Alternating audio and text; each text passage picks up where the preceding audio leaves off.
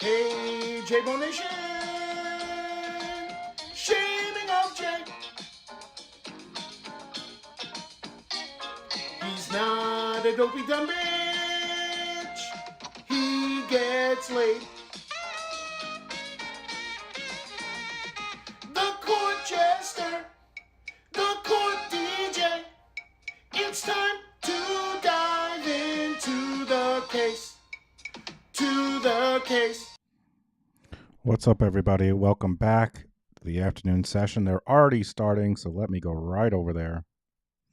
No, Shannon, I apologize. I know that's why you're probably here. But she's got some stuff to do, so it's just me.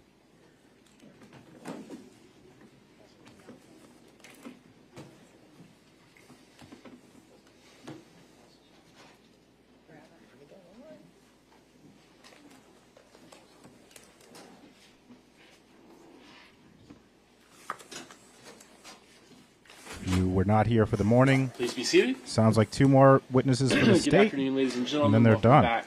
Just Sounds by a like. show of hands of the jurors, was there anybody on the jury who was not able to follow the court's earlier instructions about doing any research, looking up anything, or discussing anything about this case? Seeing no hands, we're ready to proceed. State, may call the next witness. The state calls Daniel Baker.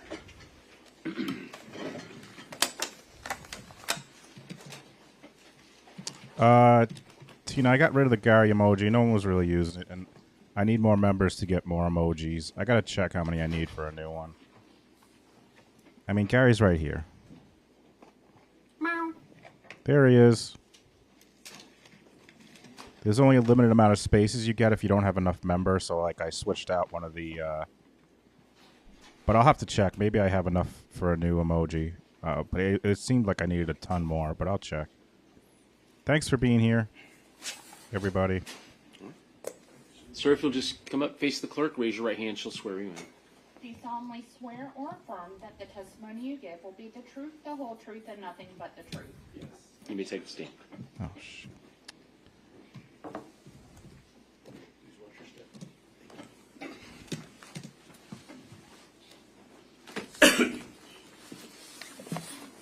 May I inquire? You may. Good afternoon. Please state your name for the record. Daniel Baker. Where do you currently work? I work for the Indian River Crime Laboratory. What is your occupation? I'm a criminalist assigned to the DNA unit. What is your current role that you have? As a criminalist in DNA, I screen items of evidence for the presence of biological fluid and material. This would include blood, semen, saliva, and hairs. I then attempt to develop DNA profiles from those items of evidence, perform DNA testing, write reports, and testify when needed. To become a criminologist, what type of education do you have? I have a Bachelor's of Science degree in psychology from the University of Colorado.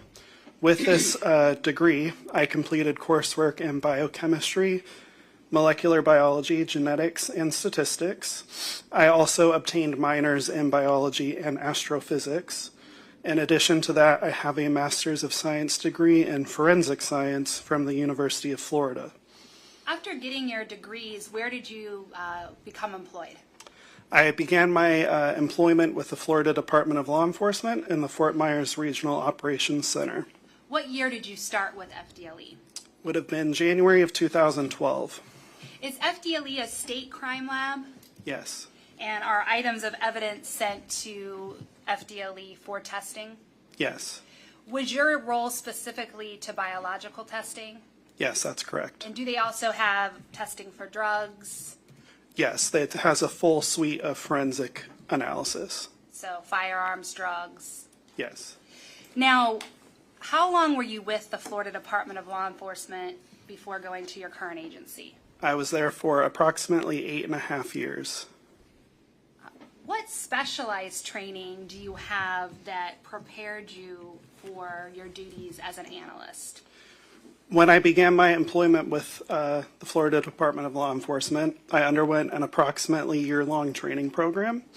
This training was broken into two main phases. The first phase involved me learning about the theories behind all the testing that I would be performing. I took practical exams and written exams to prove my competency in performing the tests that I would be employing.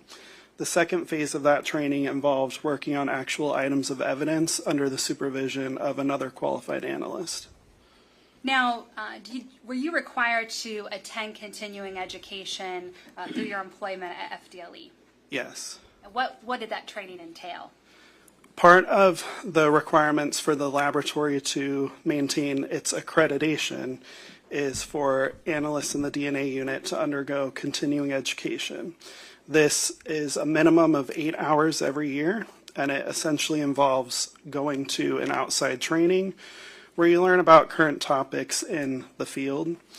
Typically, most analysts will attend much more than 8 hours per year, but that's the minimum requirement.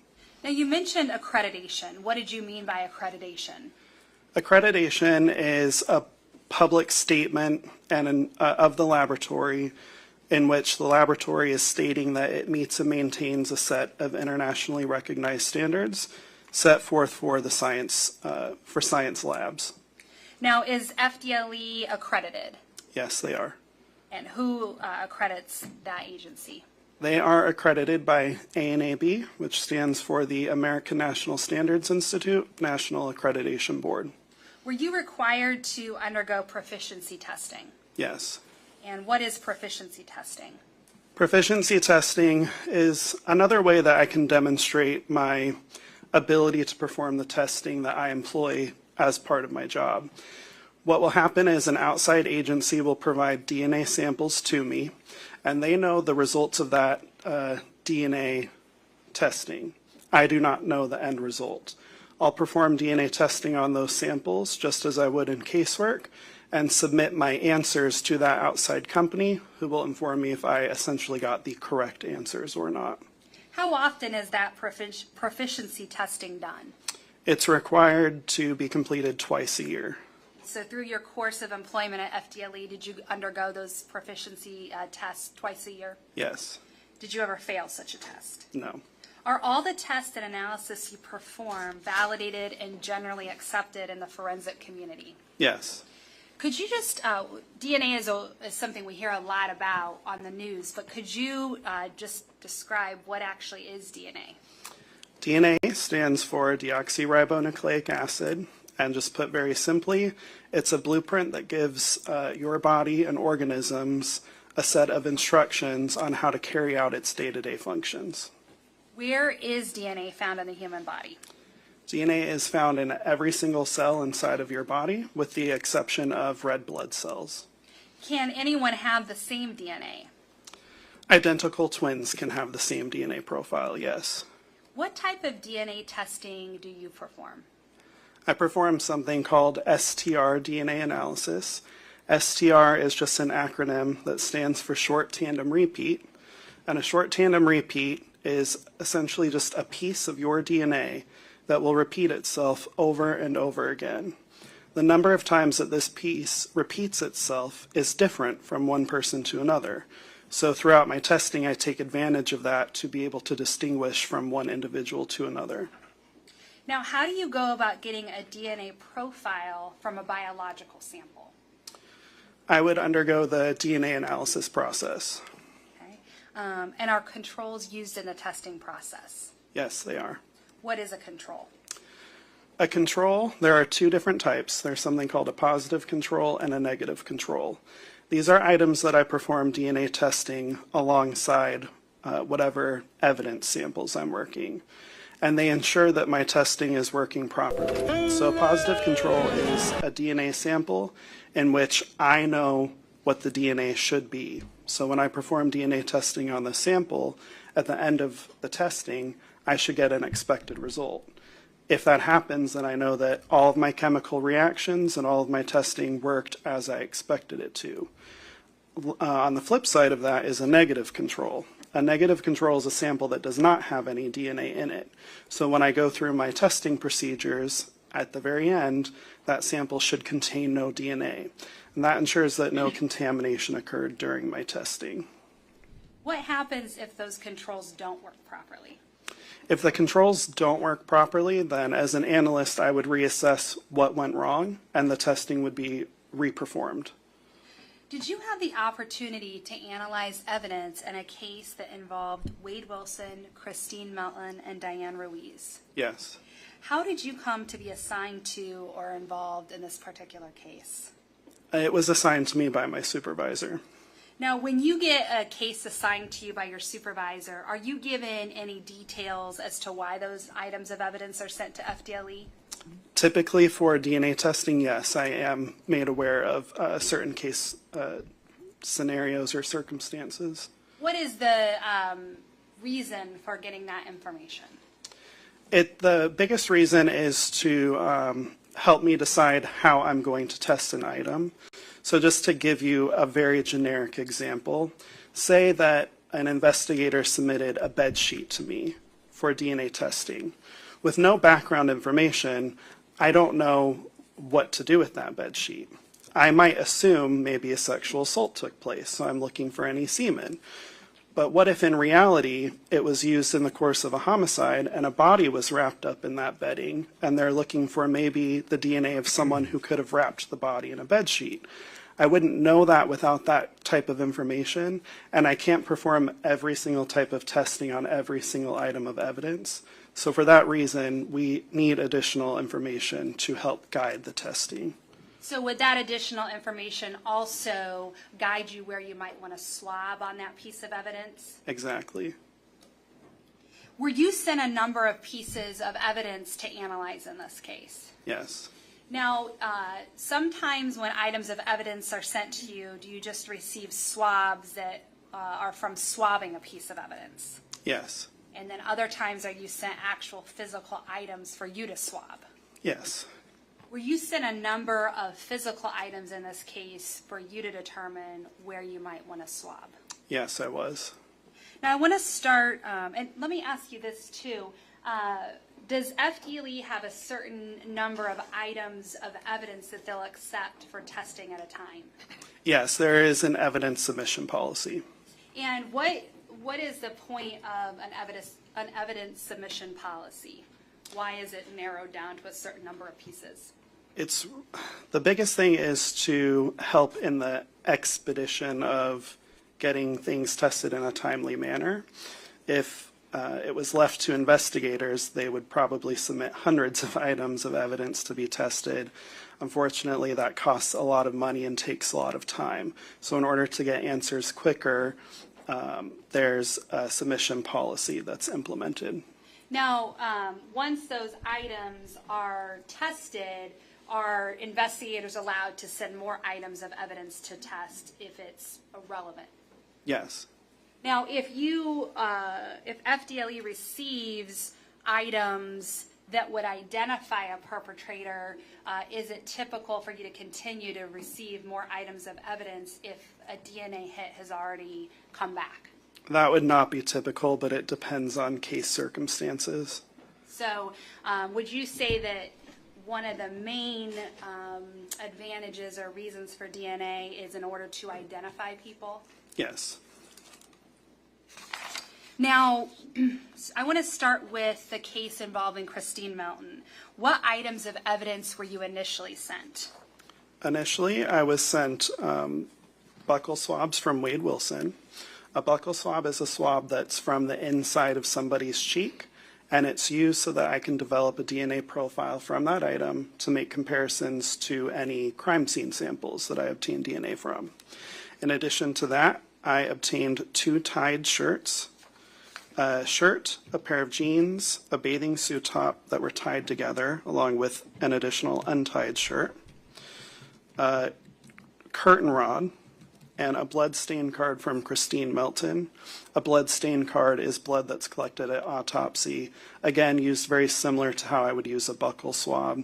It's used to develop a DNA profile from that so that I have the DNA from the individual it came from to make comparisons to evidence. Ooh, we have a new the angry unknown court items officer. of evidence from the scene, is it your goal to develop a known profile from each of those items of evidence? Yes, if any DNA is present, obtain a DNA profile from those evidence items. And then ultimately, do you compare the profile from something from a scene or an item of evidence sent to you to those known samples that you've created? Yes. Now, in this case, you mentioned there was a buccal swab from Wade. Just got a $39 Venmo from Denise K. Says, long time lurker here. Love you. Love you, Denise. Thank you so much. Thank you very much, sir. You're a gentleman and a scholar. Thank you, Denise. Thanks a lot, man. Wilson, why is the swab taken from the cheek? Is there any scientific reason for the DNA coming from there? It's a very DNA-rich portion of your body, and it's easier to collect than blood. Now, when you received these items of evidence, did they appear to be properly packaged and sealed? Yes. And was there an identifying case number from the agency on each of those items? Yes. Now, did you give each exhibit an identifying FDLE number? Yes. When evidence comes into the laboratory, it gets an FDLE lab case number associated with it, and each item gets a unique exhibit number. And may I approach the witness? You may.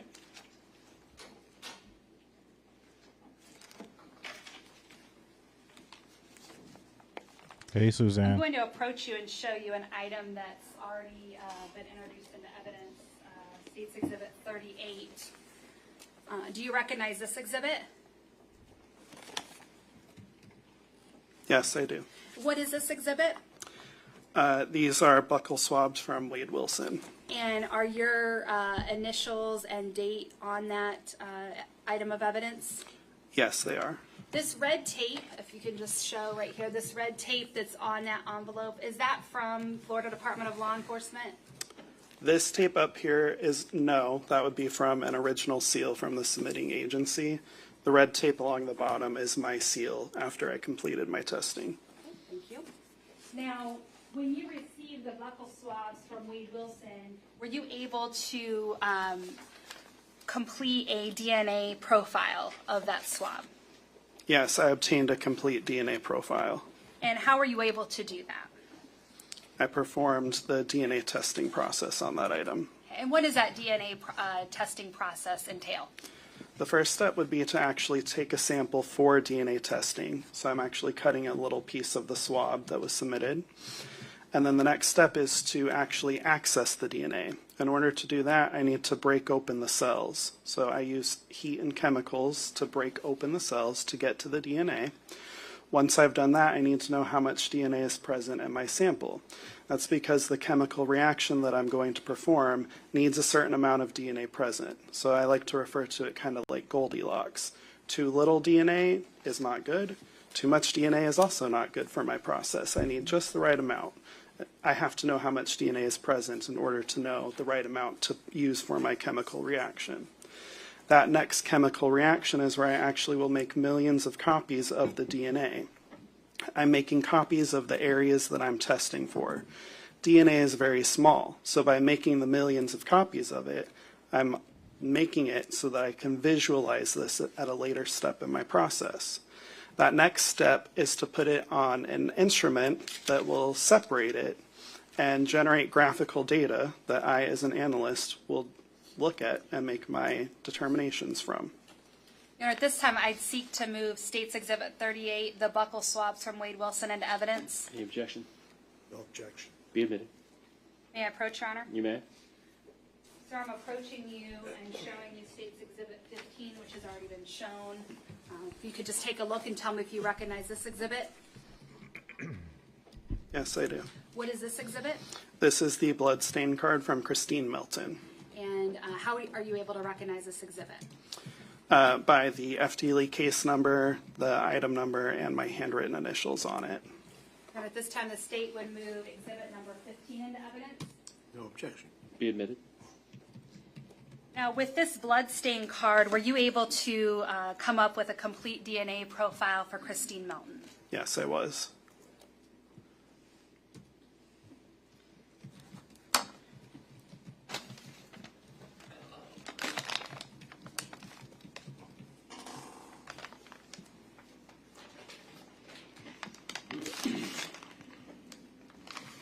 May I approach the witness? You may. Brooklyn, So, Brooklyn! I'm going to approach you and show you some items of clothing, and there's some gloves if you need over to your right. And the first item I'm showing you is State's Exhibit 16. And then the second item is State's Exhibit 17. If you could start by looking at State's Exhibit 16 and tell me if you recognize it. My hands aren't sweaty at all, so these gloves go on easy.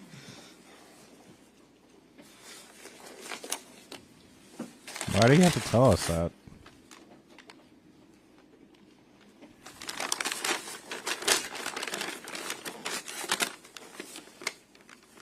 Okay.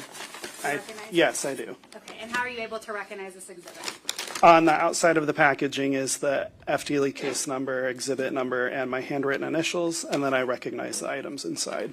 Now, obviously, this was opened in court, but when you received it, it was packaged and sealed. Yes.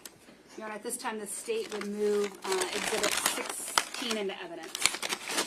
Thanks for being here, Michelle. He was what? Thank you. The shirts, the wrap bedding, Two tight black, shirts. white, and gray tied shirts.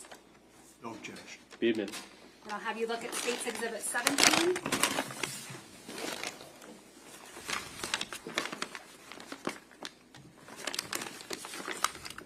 What's in the box? What's in the fucking box? Okay. Do you recognize State's Exhibit 17? Yes, I do. How are you able to recognize that? Same as before, the FDLE case number, the item number, my handwritten initials, and the contents inside the bag. Your Honor, at this time, the state would move 17 into evidence. No objection. Admitted. I want to start by asking you what you did with these items of clothing and bedding that you received. Okay, so as alluded to before, I received case information that these items were potentially used in the tying up of some kind of apparatus or the victim herself. And so the area of note on these items of clothing were any DNA that might be on the knotted portions. So to start, this first package is two tied shirts. They were knotted together at the sleeves. There were two knots. So what I did was I start by performing just a visual examination of the evidence.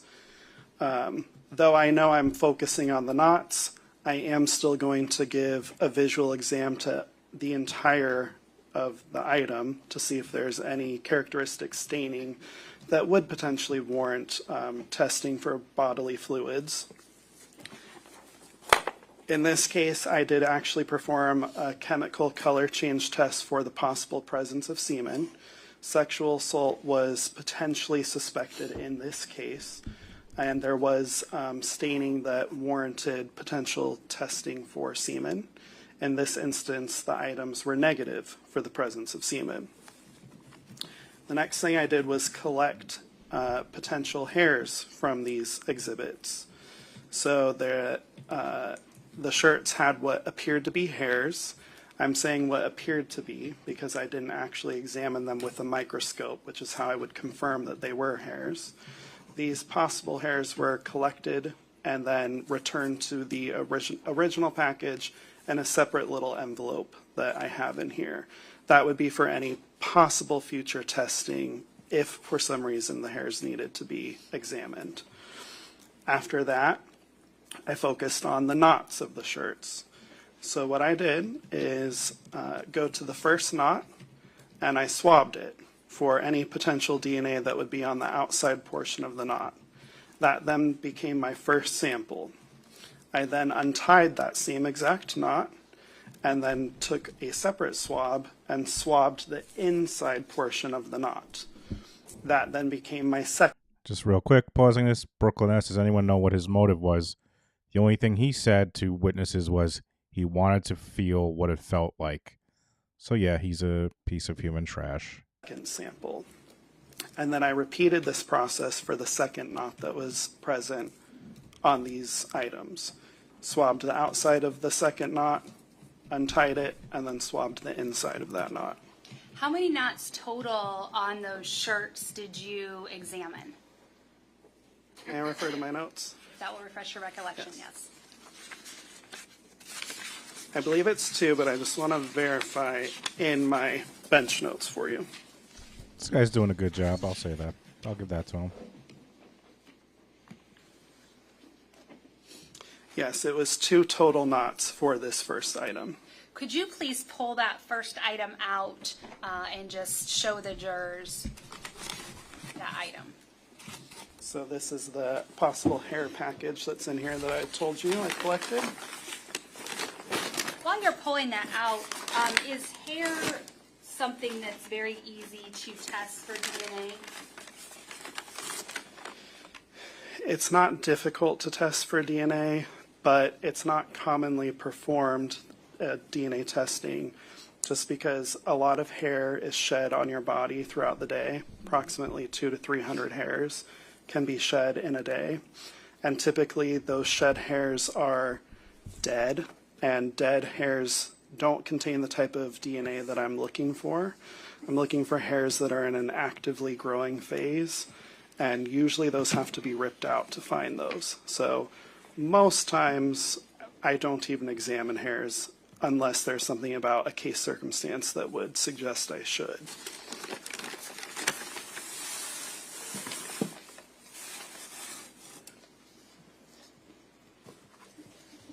So shirt 1.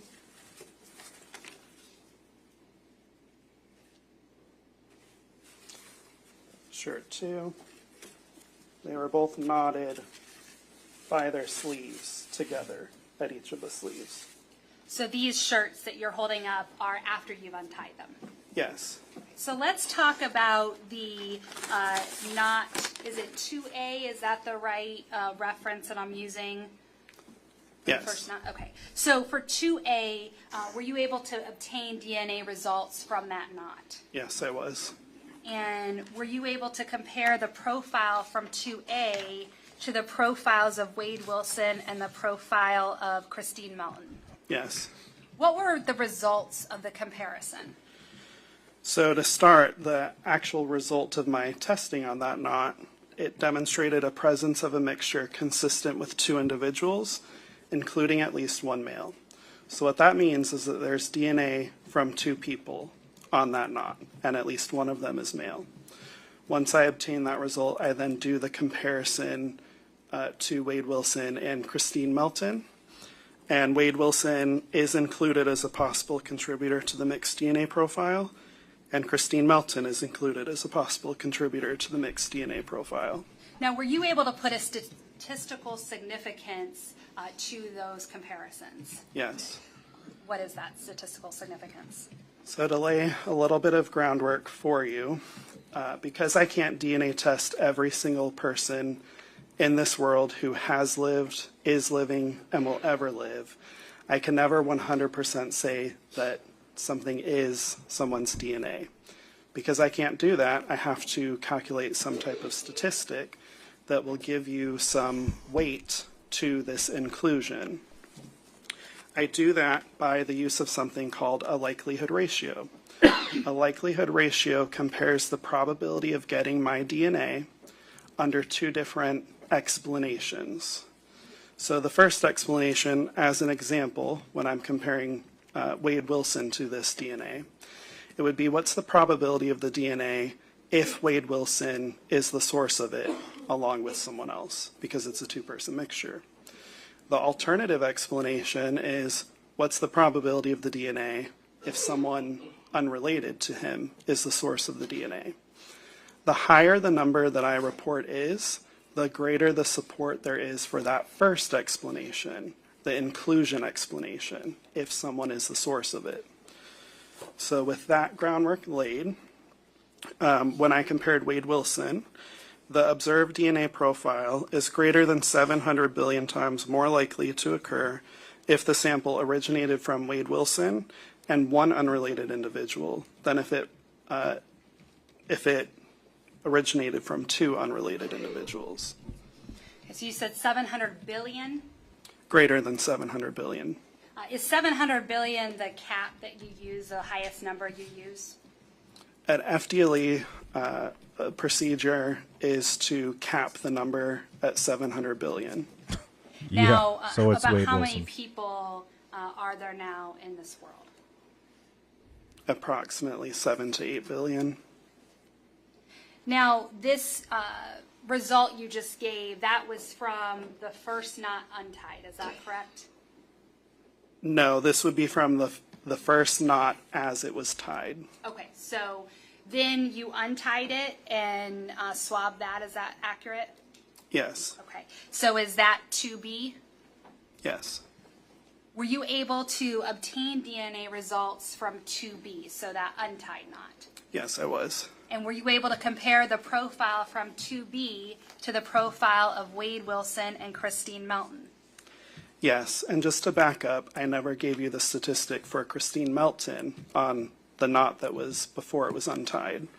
It's a very similar number. The DNA profile is greater than 700 billion times more likely to occur if the sample originated from Christine Melton and one unknown unrelated individual than from two unrelated individuals. So the profile that you were able to compare to Wade Wilson and Christine Melton from 2B, what were the results of that comparison? Item 2B demonstrated the presence of a mixture consistent with two individuals. Wade Wilson and Christine Melton are both included as possible contributors to that mixture.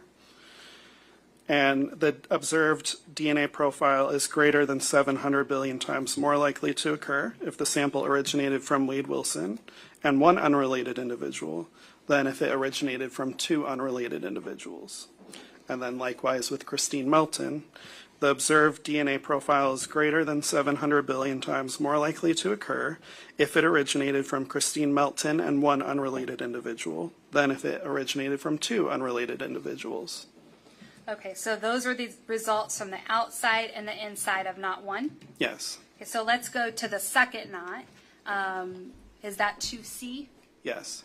So is 2C, did you swab from the outside of that knot? Yes. Were you able to obtain a DNA profile or DNA profiles from that knot? Yes, I was. And were you able to compare the profiles from 2C to the profiles of Wade Wilson and Christine Melton? Yes. What were the results of the comparisons you did? Okay, so the results from the knot itself demonstrated the presence of a mixture consistent with three individuals, including at least one male.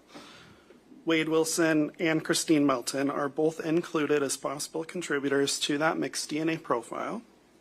The observed DNA profile is greater than 700 billion times more likely to occur if it originated from Wade Wilson and two unrelated individuals than if it originated from three unrelated individuals.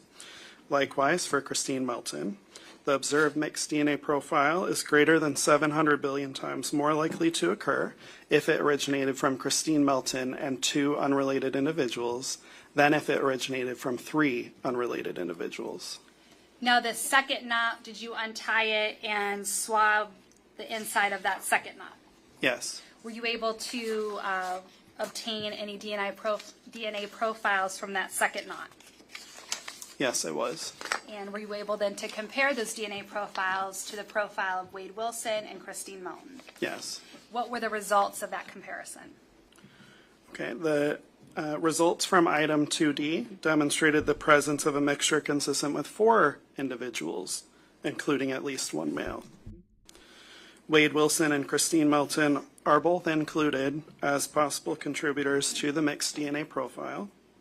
For Wade Wilson, the observed DNA profile is greater than 700 billion times more likely to occur if it originated from Wade Wilson and three unrelated individuals than if it originated from four unrelated individuals. For Christine Melton, similar. The observed mixed DNA profile is greater than 700 billion times more likely to occur if it originated from Christine Melton and three unrelated individuals than if it originated from four unrelated individuals. Now, did that complete your testing for those two shirts tied together? Yes, it did. What was the next item or clothing item that you tested?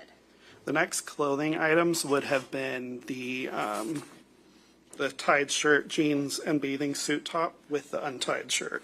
Is that 3A? Is that one of those knots 3A from that? Yes. Could you please show the jurors the items of clothing that you tested next? Okay. I can just approach Your Honor. I'll Okay. take that.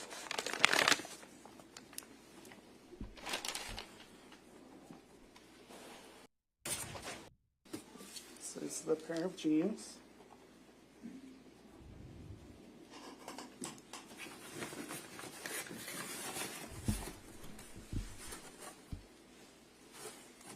One of the shirts. I really like this guy. He's doing a good job. Tell he's probably done this before. The bathing suit top.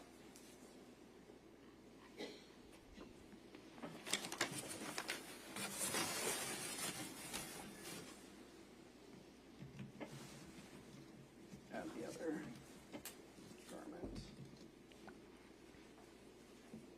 Now there's 4 pieces, is that correct? Yes. Were all 4 of those pieces knotted together? No, they were not. Okay. What parts were knotted together?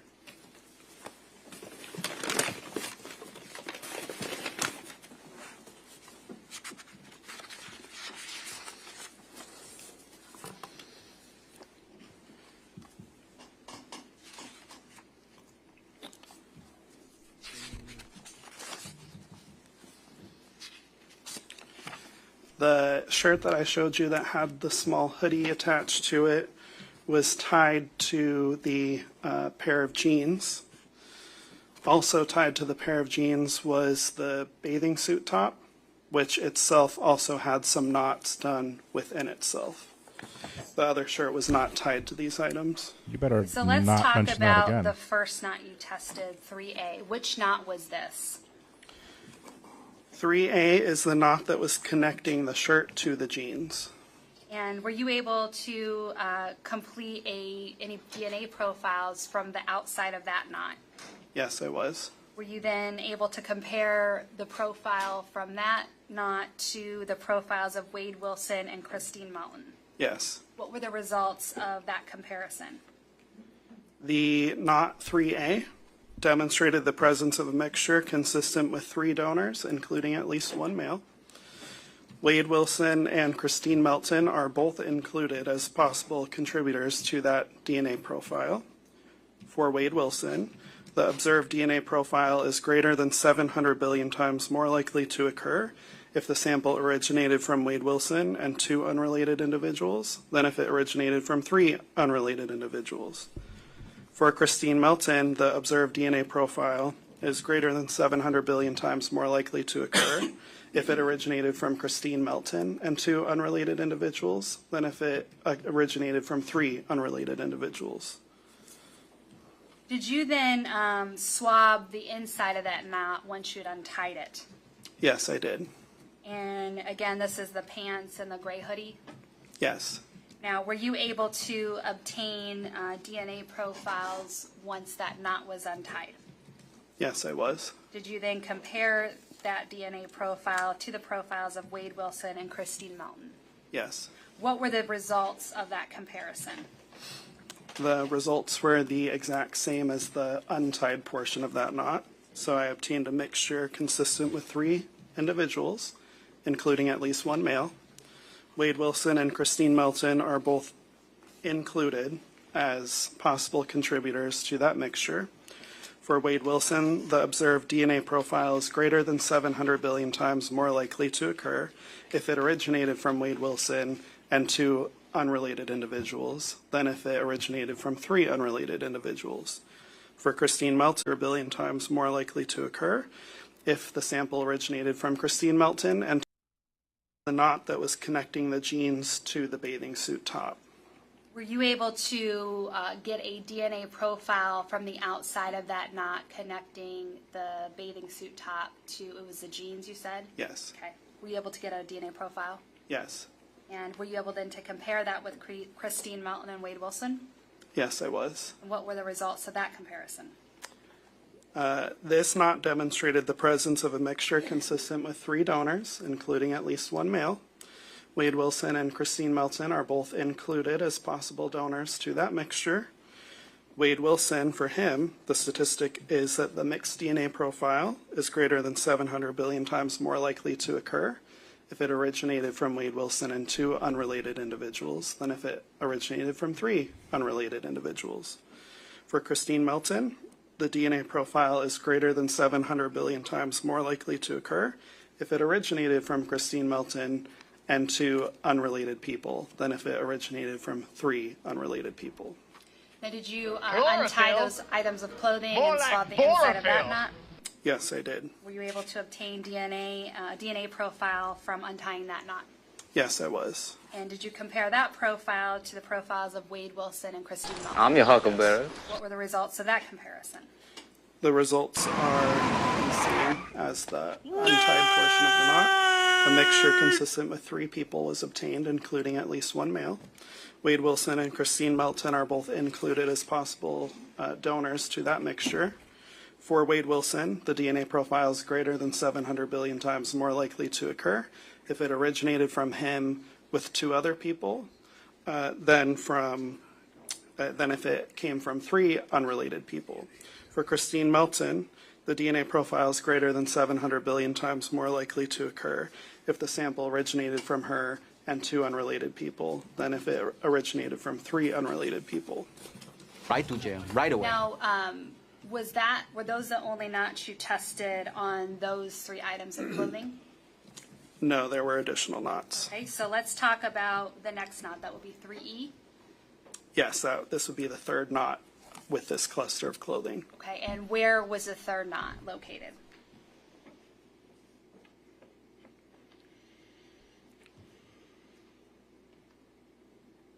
This was on the left back strap of the bathing suit And where was that tied to? itself. Just itself. Okay, so did you I swab don't the know what to outside tell you, of that Gary. knot on the bathing suit? Yes. It's boring. Were you able to develop a profile? Yes, I was. Did you compare that profile to Wade Wilson and Christine Melton? Yes. What were the results of that comparison? This knot demonstrated the presence of a mixture consistent with 3 individuals, including at least 1 male.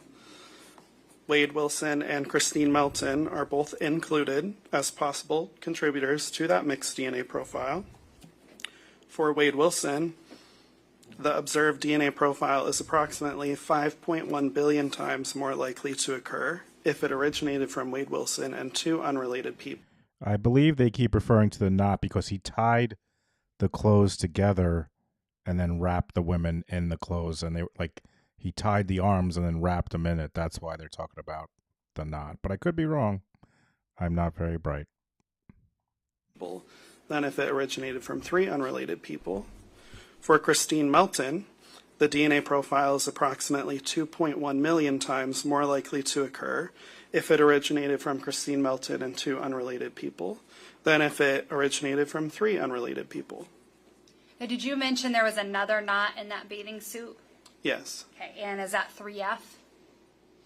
it is 3G. 3G. Okay, so what is 3F? What knot is that? That is the untied portion of the knot I just talked about. Okay, and if you could, were you able to develop a profile from the untied portion of that knot? Yes, I was. Did you compare that profile to Wade Wilson and Christine Melton? Yes. And what were your results of that? There was a mixture that demonstrated the presence of a mixture consistent with 3 donors, including at least 1 male. Okay. I And- then go ahead. compared the 2. Wade Wilson and Christine Melton are both included as possible donors to that mixture. For Wade Wilson, the observed DNA profile is greater than 700 billion times more likely to occur if the sample originated from him and 2 unrelated people than if it was from 3 unrelated people. For Christine Melton, the DNA profile is greater than 700 billion times more likely to occur if it originated from her and 2 unrelated people than if it originated from 3 unrelated people. Let's talk about then that second knot on the bathing suit, 3G, is that correct? Yes. Okay. So were you able to swab the outside of that knot and obtain a profile?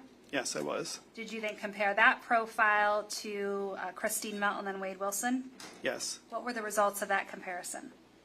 This knot demonstrated the presence of a mixture consistent with 2 donors, including at least 1 male. Wade Wilson and Christine Melton are both included as possible donors to that mixture.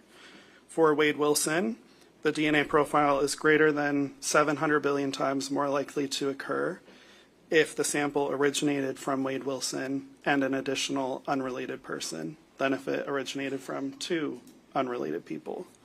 For Christine Melton, the observed DNA profile is greater than 700 billion times more likely to occur if it originated from her and one unrelated person than if it originated from two unrelated people. Did you then untie that knot and swab the inside of that knot? Yes. And is that 3H? Yes, it is. And were you able to obtain a profile from that knot? Yes. And did you compare that profile to Wade Wilson and Christine Melton? Yes. What were the results of that comparison?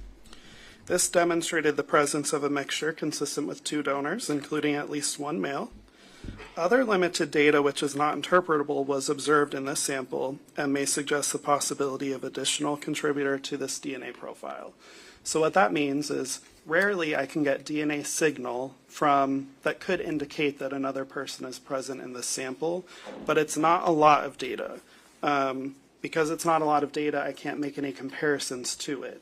It could be DNA, it could actually be a technical artifact of the testing process that I perform. Because of that, it's not interpretable. So then I compared Wade Wilson and Christine Melton to this mixture. Wade Wilson and Christine Melton are both included as possible contributors to that mixture. For Wade Wilson, the observed DNA profile is greater than 700 billion times more likely to occur if the sample originated from him and one unrelated individual than if it was from two unrelated people. For Christine Melton, the DNA profile is greater than 700 billion times more likely to occur if the sample originated from her and one unrelated person than from two unrelated people. Now, did that conclude your testing of the clothing, the knots? Yes, it did. May I approach, Your Honor? You may. For the record, I'm approaching the witness. I'm going to show you State Exhibit 8 and ask that you just take a look and see this Exhibit 18.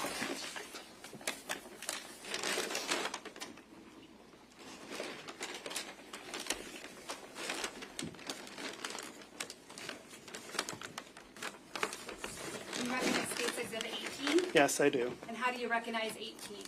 The FDLE item number, the case number, and my handwritten initials.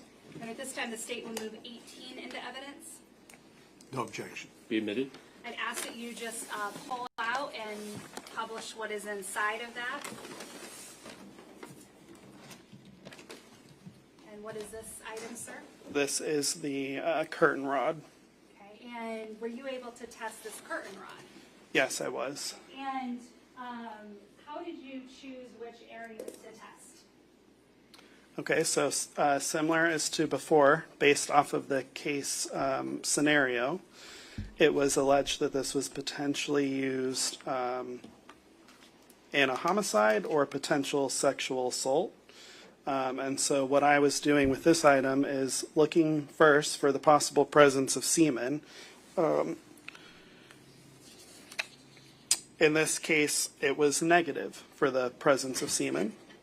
The next thing I did was test this for possible blood.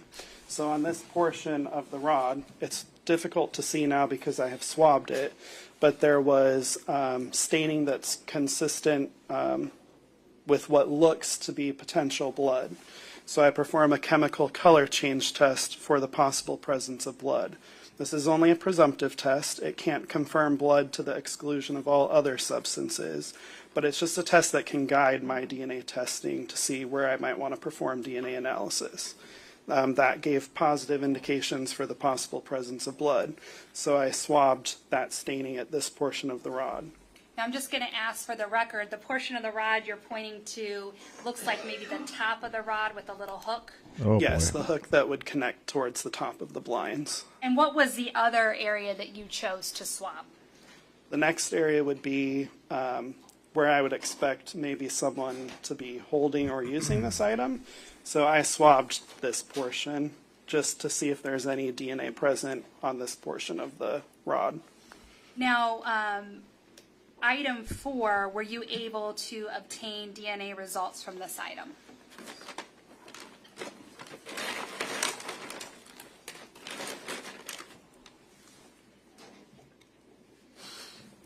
Yes, I was. Were you able to create a profile? Yes, I was. And did you then compare that profile to the known profiles of Christine Melton and Wade Wilson? Yes. And when I say 4, is this the top of the rod or the bottom of the rod? So 4 was split into 4A and 4B. 4A would be the staining that was at the top of the rod. Okay, so what were the results for the profile from the staining at the top of the rod? That it was a complete DNA profile that was consistent with a female individual. Okay, were you able to compare that DNA profile to Christine Melton? Yes. And what were the results of that? The DNA profile from that staining matches the DNA from Christine Melton. The observed DNA profile is greater than 700 billion times more likely to occur if the sample originated from Christine Melton than if it originated from an unknown, unrelated individual. Now, when you have an item of evidence that has a lot of blood on it or blood, can it often happen that that blood might mask other DNA that might be a part of that item? It could be possible, yes. Now, as far as the rod handle, were you able to obtain a DNA profile from the handle of that rod? Yes, I was. And is that part of 4B? Yes, that is 4B. And were you able to compare that profile to Christine Melton and Wade Wilson? Yes. And what were the results of that? From the handle, it demonstrated the presence of a mixture consistent with 2 donors, including at least 1 male. Wade Wilson is included as a possible contributor to that DNA profile. The observed DNA profile is greater than 700 billion times more likely to occur if it originated from Wade Wilson and 1 unrelated person than if it was from 2 unrelated people. Christine Melton is also included as a possible donor to that mixture. The DNA is greater than 700 billion times more likely to occur if it originated from Christine Melton and 1 unrelated person than if it originated from 2 unrelated people. Now, did that complete the testing then of that curtain rod? Yes, it did. Did you complete a report and detail these findings? Yes. And was that date of that report October 16, 2019? Yes, it was. May I approach, Your Honor? You may. Now, sir, when I asked you initially about the items of evidence that you received, was one of those, I don't know, did I introduce 18? Yeah, I did. One of those items I believe you said you received was a blood sample from, or I'm sorry, yes, passenger door swabs from blood sample. And it states Exhibit 33. I'm going to ask if you look at that and tell me if you recognize that exhibit. Yes, I do. And how do you recognize that exhibit? By the FDLE case number, the item number, and my handwritten initials on it. And at this time, the state would move 33 into evidence. No objection. Be admitted. Did you also receive a blood stain card from Diane Ruiz? Yes, I did. May I approach, Your Honor? You may.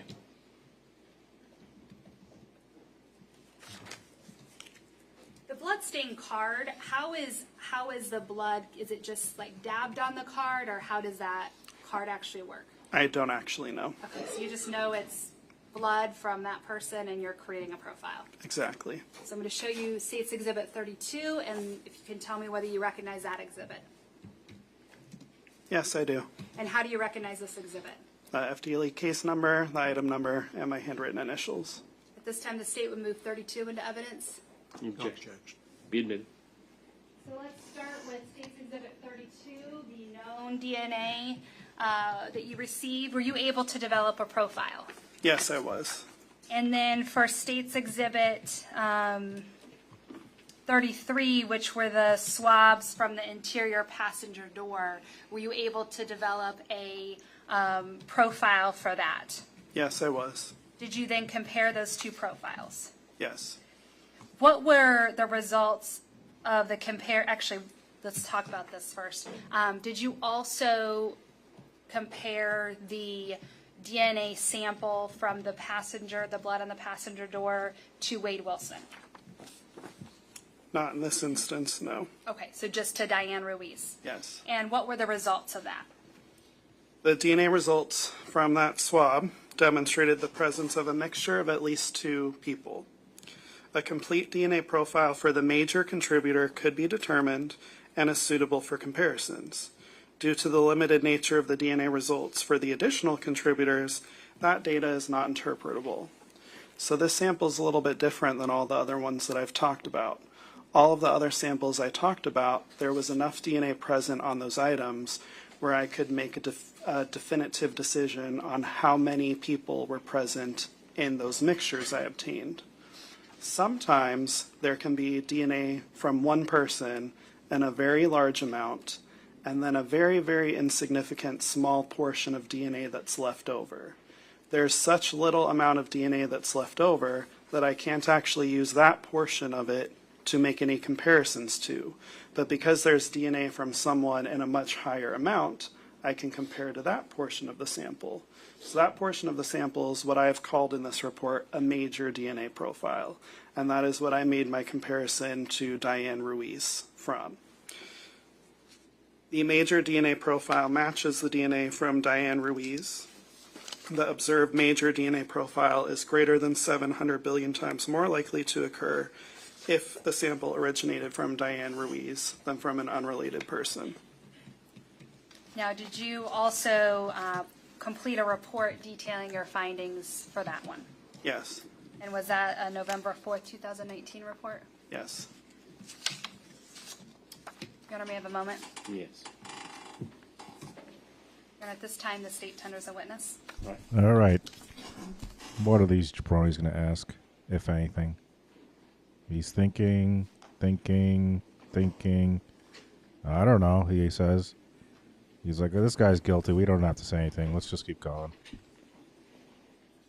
This guy's like, I'm guilty.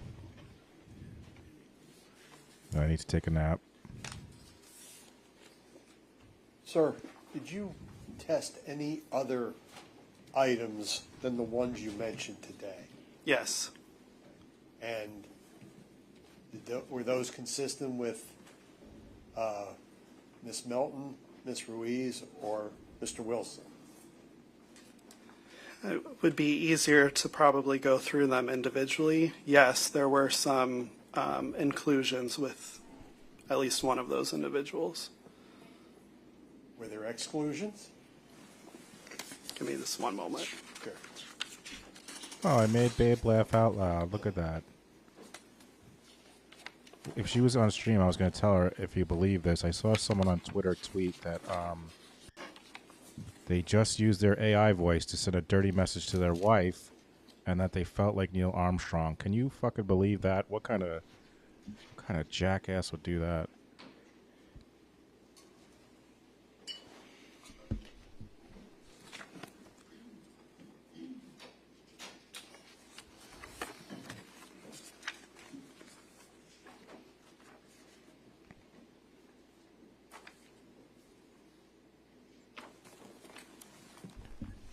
She did not like that, by the way.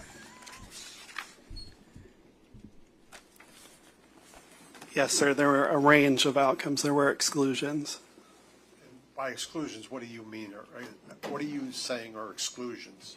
An exclusion is where I'm determining that someone is not contributing to the DNA profile. So when I make the comparison from their buccal swab or blood, I'm stating that those DNA profiles are not the same origin. Did those DNA profiles come back to people other than Ms. Ruiz, Ms. Melton, or Mr. Wilson? Not that I have identified, no. Okay. They came back to other profiles. Yes. Did you receive swabbings from the front of a Nissan Versa? Not from the outside of the car, no. Just from the inside? Yes. Why do you use the phrase possible contributor? It's just semantic-y. Again, as a DNA analyst, Semantic-y? I can't say You already explained this. for sure that someone explained this. is or is not the Sit source. down, sir. Because I have not tested every single person Your in this client's world. guilty. Sit down. So because of that, I can say they're a possible contributor and then provide the weight with a statistical calculation. No further questions. Thank you. Bye. You read, Nothing Rick? further from the state. I'd ask that he be excused. Good Any job, objection? sir. You did an excellent All right, job. sir, you can step down. You're excused. I think we're on our last witness for the state, folks. This next witness. And our chat is 51% think Wade Wilson will testify, 48 say no. Wow, really split down the Signal middle. The next witness. You call Jim Lazenby? Jim Lazenby? How the hell is Jim Lazenby?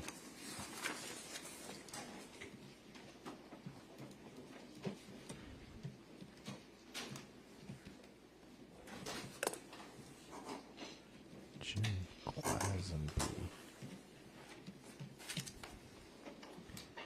I probably spelled that wrong, but we'll see if we'll see.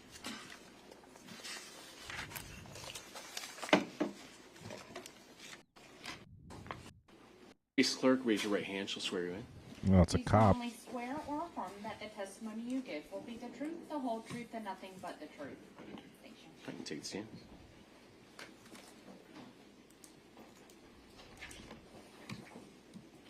Okay, Cabo. All right, you may proceed. Thank you, Judge. Sir, would you please introduce yourself to the ladies and gentlemen of the jury by telling them your name? Sergeant Jameson Lazenby, And sir, where do you work? Jameson County Sheriff's Office. Lazenby? And how long have you worked there? since '96. And what do you do for the Lee County Sheriff's Office? I'm currently a supervisor in the Civil Division. What does that mean? I supervise court procedures such as subpoenas, depositions that are served, subpoenas, things of that nature. I have people that work for me that serve them. And did you have an opportunity to work at the Lee County Jail back in October of 2019? Yes, I did. And what were you doing for the Lee County Jail at that point in time? I was a shift sergeant. Now, while you were a shift sergeant there at the Lee County Jail, did you have occasion to come in contact with a gentleman by the name of Wade Wilson? Yes, I did. Did he make any requests of you at that time? Yes. And what were those? He requested I reach out to the detectives involved in the case and speak to them. Okay.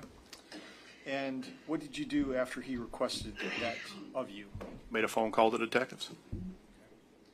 And did you arrange for the detectives to come down and meet with Mr. Wilson? Yes, And was that the extent of your involvement in this case? that's it.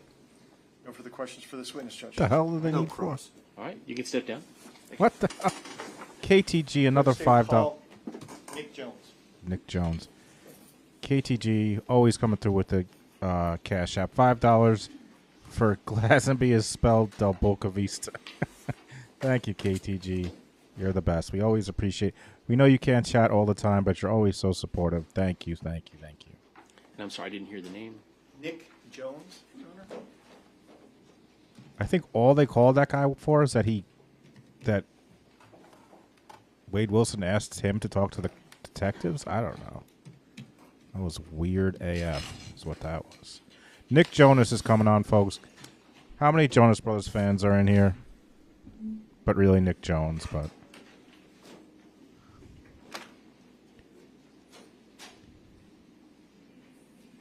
Oh, All and right, sir. this is the if you detective, face the clerk, I raise your right think. hand. She'll swear you in. You solemnly swear or affirm that the testimony you give will be the truth, the whole truth, and nothing but the truth.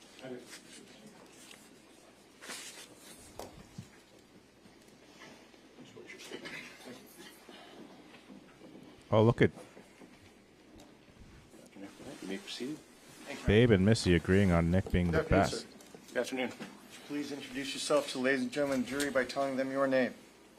Master Corporal Nicholas Jones of the Cape Coral Police Department. Did you say Master Corporal? What? You say Master Corporal? Yes, sir. When did you obtain that rank? It's been a while now. I don't recall. Very well. How long have you worked for the Cape Coral Police Department? I'm in my 19th year. Back on October 10th of 2019, what did you do for the Cape Coral Police Department? I was a detective in the Major Crimes Unit. What was your role Hey, Oasis as a Cat. detective in the Major Crimes Unit, specifically as it relates to the 10th of October 2019? I was assisting Detective Bell in an investigation regarding Christine Melton, and then I became the assigned detective for a missing person, Diane Ruiz. Did you become intimately familiar with the facts and circumstances surrounding the missing person, also known as Christine Melton? Yes, sir. And I just got a $10 PayPal from the awesome Dom's mom, who says, "Been a while. Grateful for you, Jay and JBN. We are grateful for you." Thank you so much, Dom's mom. also as it related to Miss Diane Ruiz. Yes, sir. As a result of having received that information, did you ultimately receive a telephone call from a sergeant by the name of Jim Lazenby from the Lee County Sheriff's Office? Yes, sir, I did. And did he request of you to come down to the Lee County Sheriff's Office jail to meet with Mr. Wade Wilson? Yes, sir, that's correct. And did you go and meet with Mr. Wade Wilson? Yes, sir, I did. Who did you meet Wade Wilson with? I was with Detective Jason Hicks. Okay. Could you please describe for the ladies and gentlemen of the jury how this meet was set up? When you go into the Lee County Jail, there are a number of different rooms that they can provide you, so you can interview potential witnesses, suspects, things like that. This particular room was a rather large room. Hey, Kimmy's with a bus. table in the middle of it and some chairs set up. Makes it kind of difficult sometimes in that setting to interview somebody. Creates a large echo. You're trying to hear each other. But that's there are a couple of windows in the back, so jail personnel can watch. So who were the only people in this room? It was myself, Detective Hicks, and Wade Wilson. And did Mr. Wilson indicate to you that he wished to speak to you? He did. Did you make any threats or promises in order to get him to speak with you? No, sir. Did he request, was the only request that he made of you to get some French fries? It was a burger and fries, but yes, sir. Burger and fries. And Sounds like this as is a going to be a result of confession. that, did he sit down and speak with you? He did. Okay. And was this conversation recorded? It was. And did you read him Miranda rights? Yes, sir. What are Miranda rights? Miranda rights are to afford the defendant, suspect, the opportunity to counsel an attorney prior to any questioning from law enforcement when there's a custodial setting.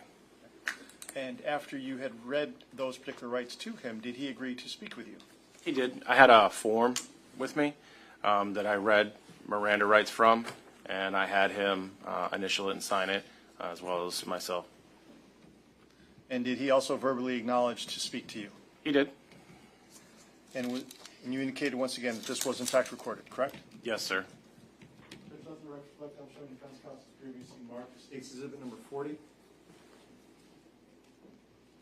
Because I'm going to bunk with you, buddy. We're going to be buddies. We're going to be pals. We're going to wrestle around. Welcome, Jennifer. Grab your Capri Suns. Thank you so much. Yes, I think Bob is on his way to the shore, or he's already there. I'm not sure.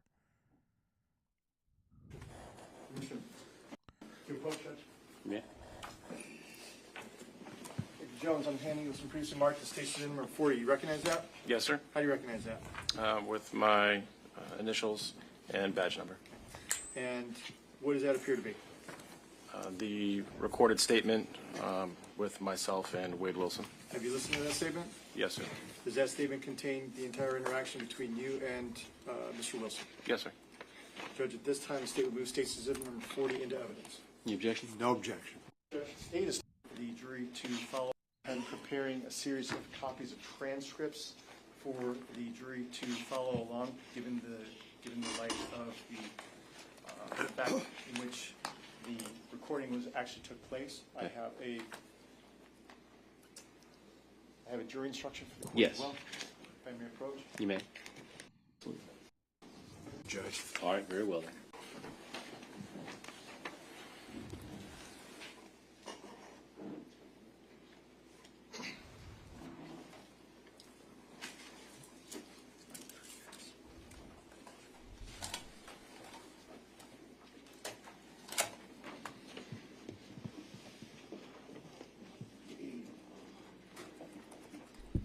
I am not going to the shore.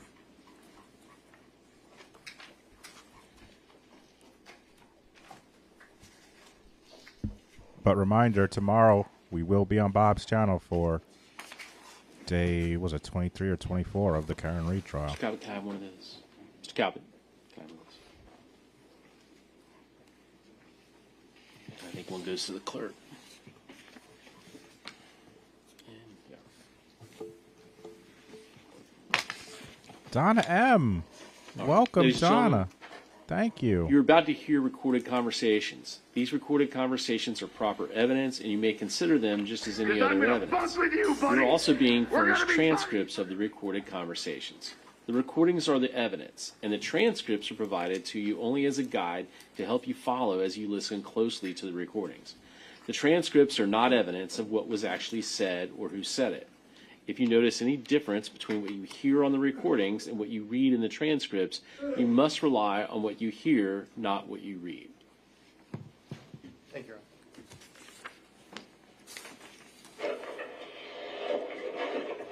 Oh boy, here we go. This is going to be a confession, I think.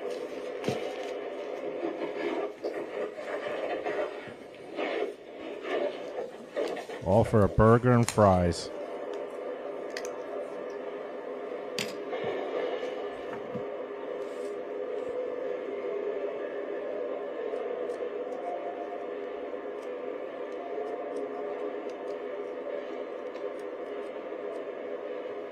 Better have been Shake Shack.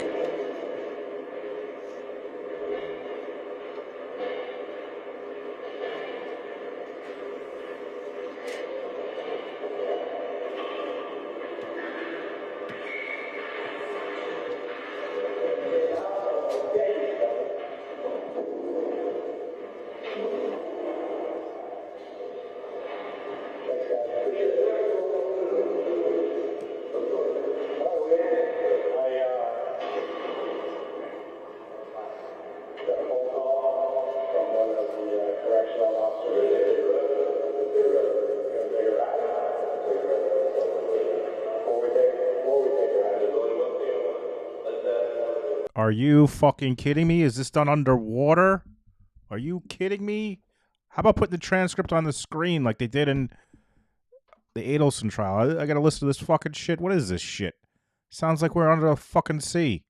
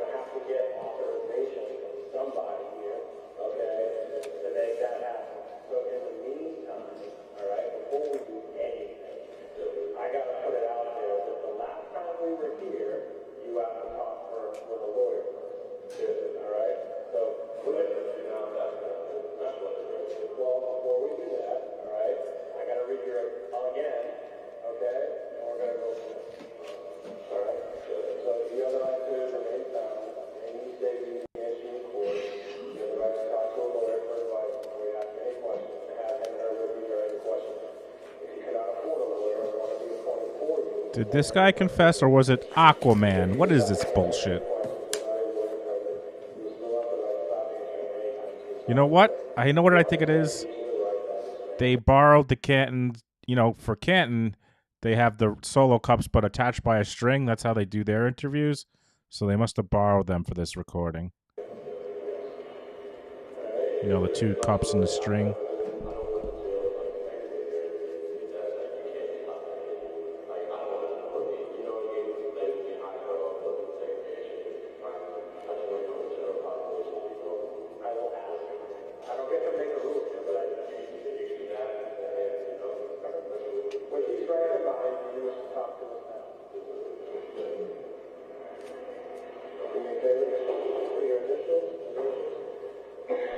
This guy's taking a snoozle. Wake up, sir. This guy's a psycho. Sir, you cannot take a nap with this man there. Sir, someone wake up this court officer. These guys next to him should be scared. Dude is taking a nap. Wake this man up. There's a dangerous... Sir, he is sleeping. Oh my God, he's falling asleep. He's legit asleep. Oh no, he's not.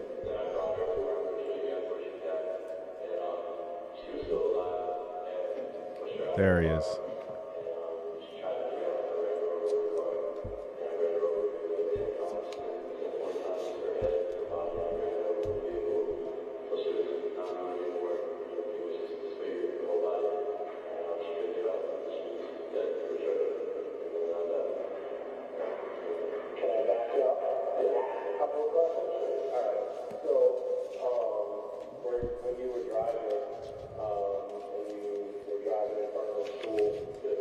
Yeah, if you're just coming in late, it's a confession from Aquaman underwater.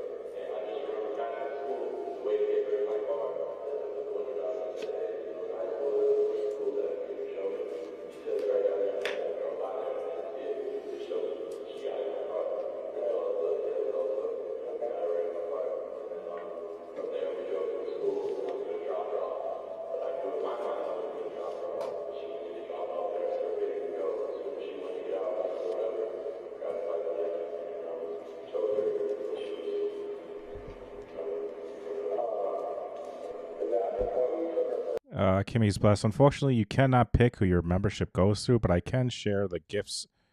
It goes randomly to whoever like chats the most, I think. But make sure you click on this link if you want to allow gifts to the channel. This is, everyone in the courtroom other than jurors are like, are we supposed to understand this shit? This guy's like, I'm gonna take a little snoozle, no big deal, just a freaking murderer right in front of me.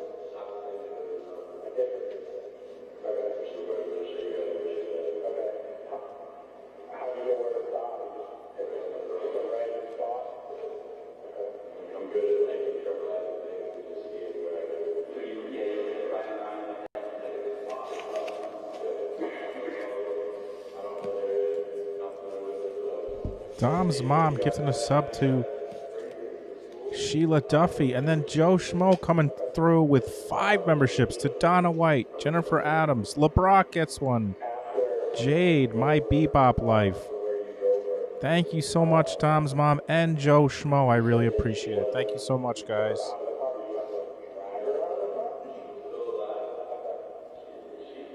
Yes, Donna, you are a member. Thank you, Donna.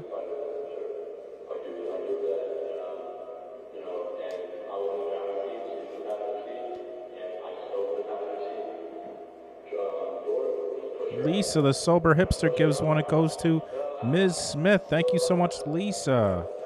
You guys are so awesome. Thank you so much. Holy shit, Debbie coming out and giving 5. Jancy, EMS, Wondermutt, Dawn. What happened in getting it? You guys are so kind. Thank you.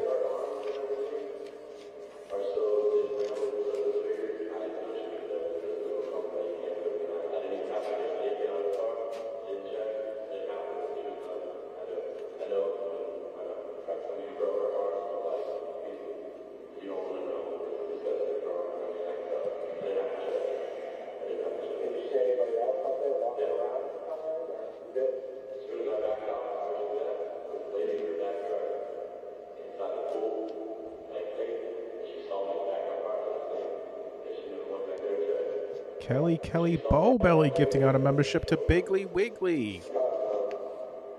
Thank you so much.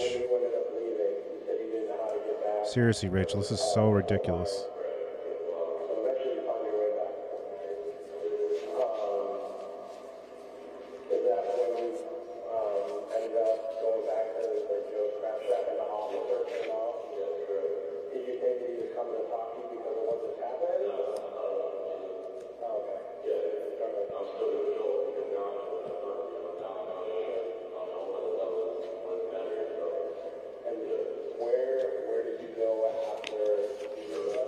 Jinxie gifted a membership to Amber Nicole. Thank you so much, Jinxie.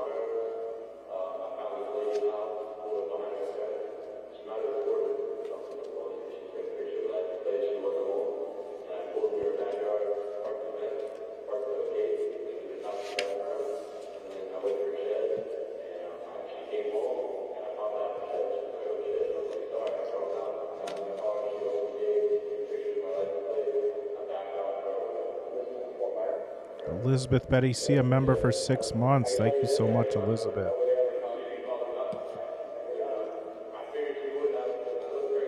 Thank you so much, Kelly. Or just Kelly.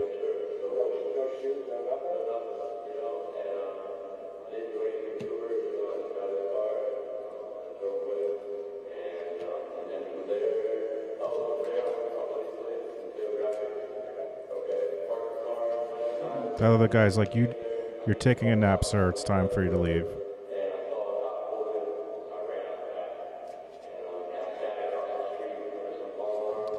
This noise, if you're coming in late, this noise is supposed to be audio recording of a confession, I think, but it's such awful quality, we have no idea what they are saying. This was the jury has a transcript, which would be nice. Like I said, in the Adelson trial, when they had audio you couldn't really hear, they threw it up on the screen and showed it, but they don't do it here. Just the jury, and this idiot has the transcript.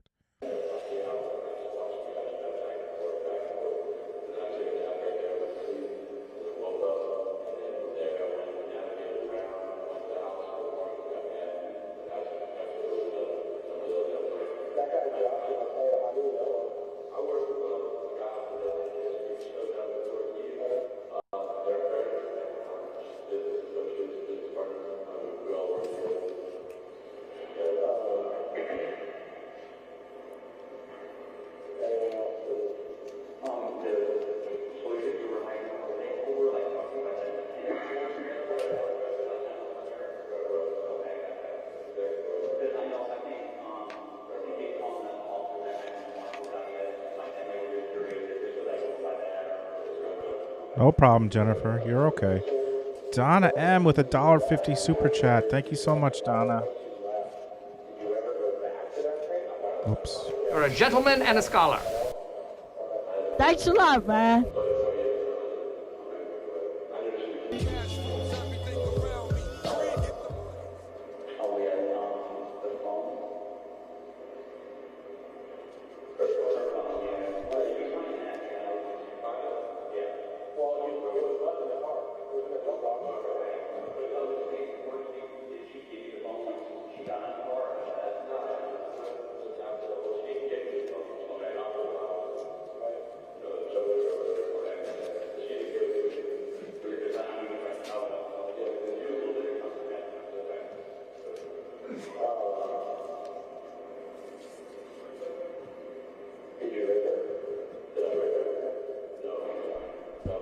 they did transcribe it. They gave it to the jury.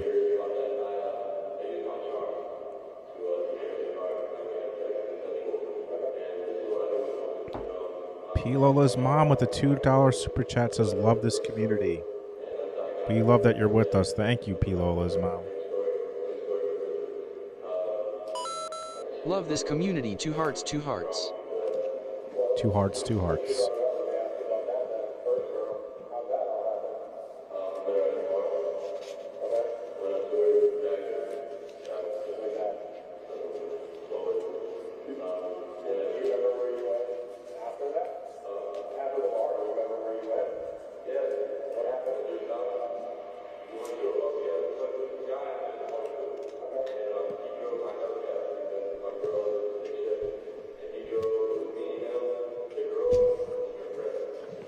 Yes, his dad testified before lunch.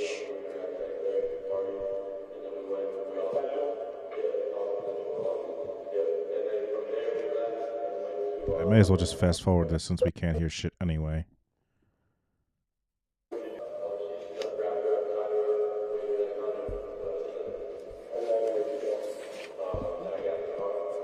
Yeah, Sleepy got the boot, Debbie.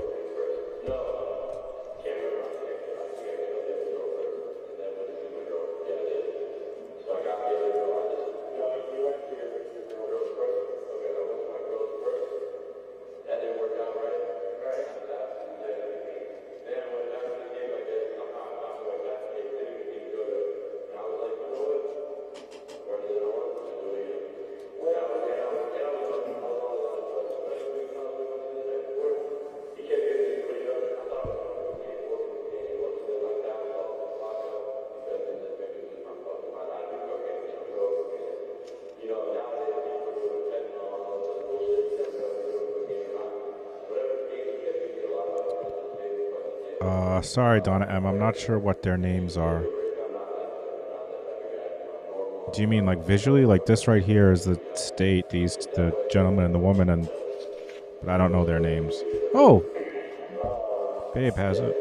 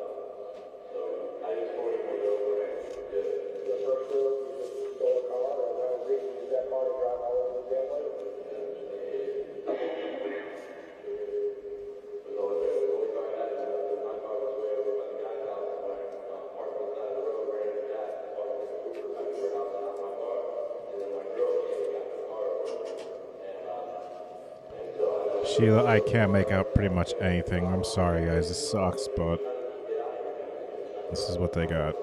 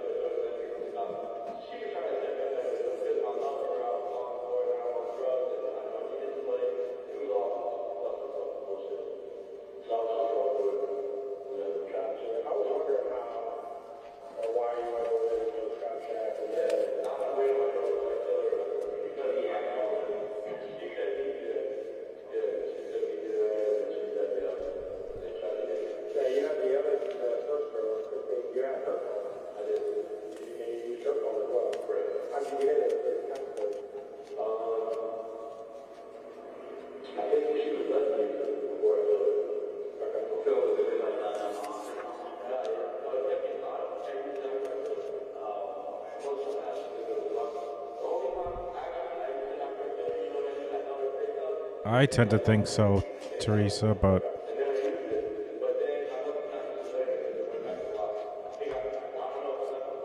thank you, Charlene. Dad testified Wade reached out to him when he was 18 to meet. Thank you, Charlene. And he was 25 when the murders happened.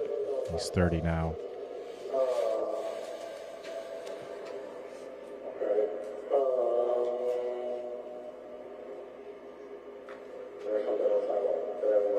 I think you're right, Joe.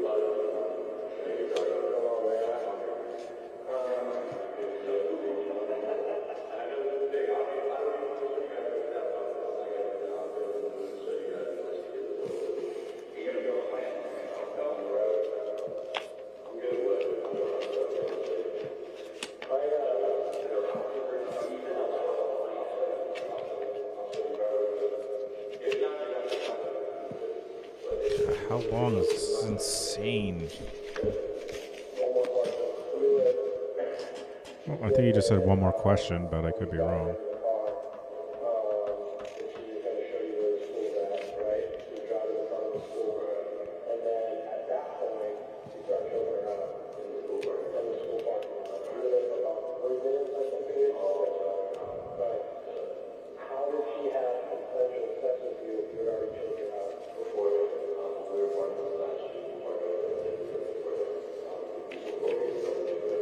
Oh, I still have the pictures for my reselling stuff. Gotta delete these. Delete, delete, delete, delete.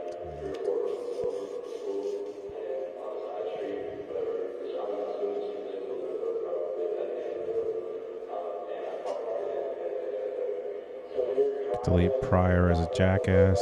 See you later, Pryor. Delete Chad the potato. See you later, Chad. What is this one? Oh, I'll keep that one.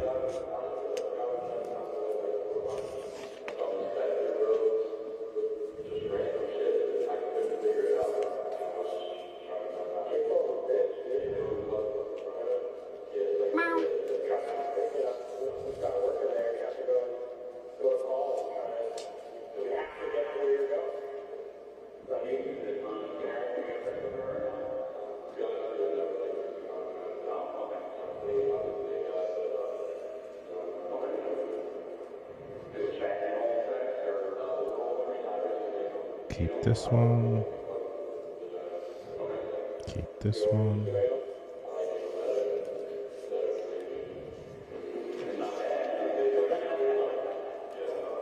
Fan mail. Delete that.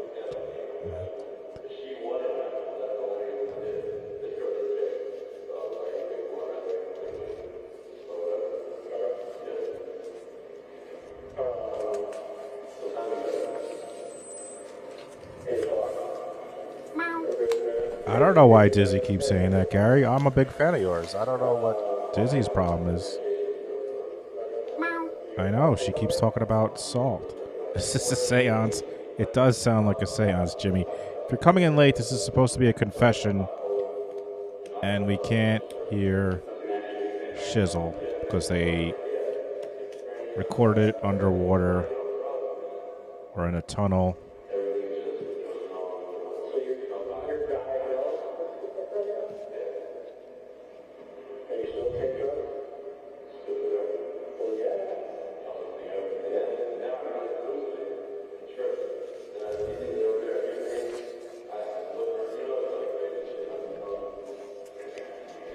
Best chat in the land, Mia. Best chat in the land.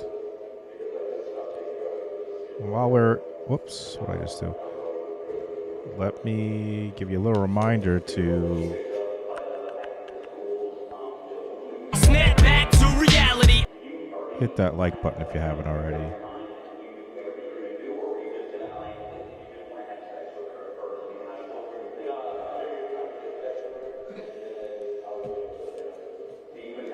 What's water? Water? I don't say water. Water.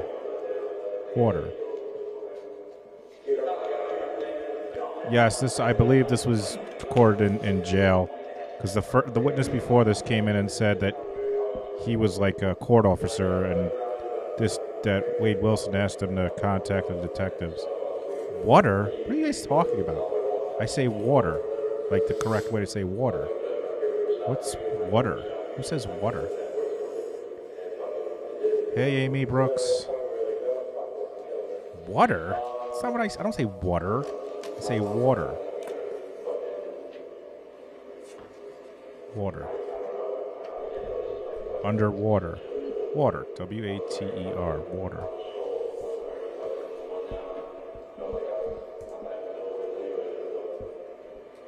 How do I say washer? The correct way. Washer. Washer.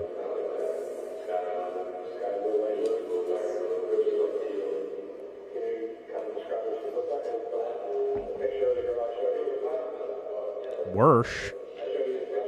Look, there's my little driving into the ocean. Sean. I don't say washer. I don't say washer. I say washer. Wash. Washer. What are you guys talking about? Sean. That's how you say Sean.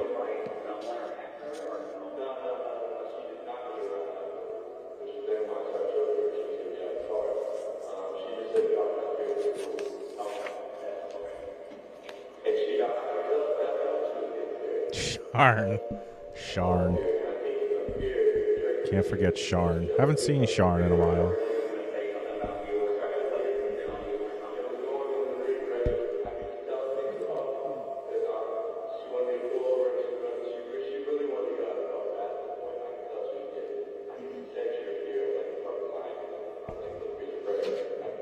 I am Beyonce always. Boom. Roasted.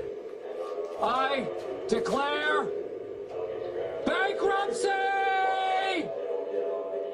2 hours later.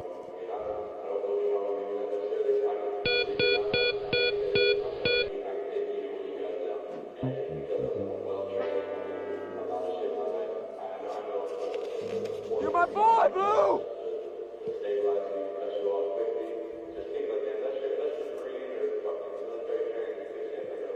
Oh la la!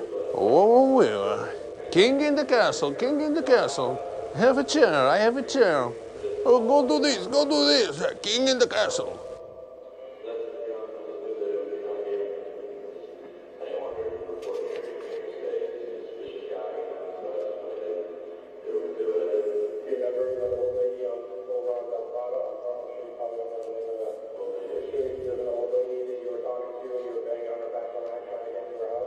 butter. Fuck you, fuck you, fuck you. You're cool. And fuck you, I'm out. Serenity now! It is 1000% soda. Pop is dumb, it's soda. Soda. That fizzy shit you drink with the 1,000 pounds of sugar in it, it's soda. I don't like soda. I'm not a fan of soda, but it's soda.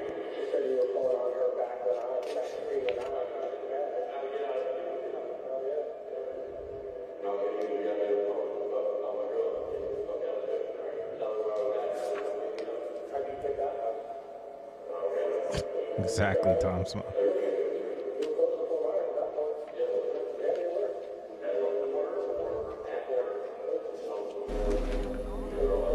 It's been 84 years.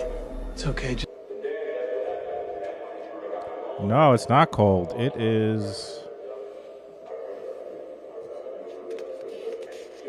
74. 74.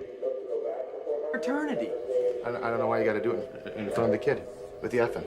All you got to do is say earmuffs to him. Earmuffs. And you can say fuck, shit, bitch, whatever you want. Cock, balls. Okay, I'm just... Oh, I love that. You on drugs? Here. Bueller. Bueller. Bueller. Bueller. Okay, I'm bored in the house and I'm in the house bored.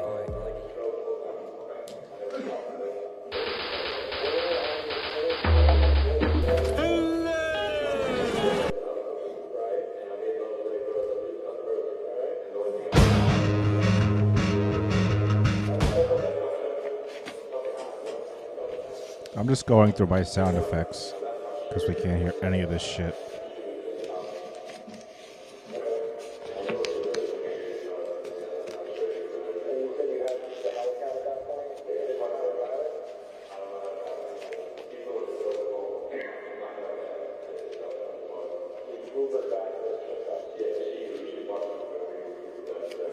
You didn't know?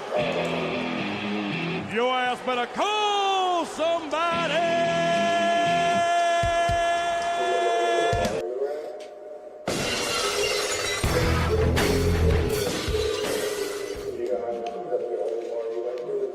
Hey, Mom! The meatloaf! We want it now! The meatloaf!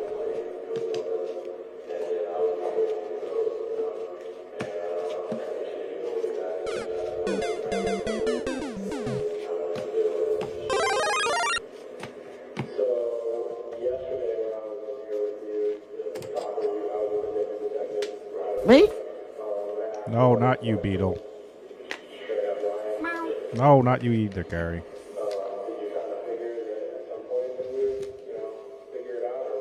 A white man? No! You saying you want a piece of me?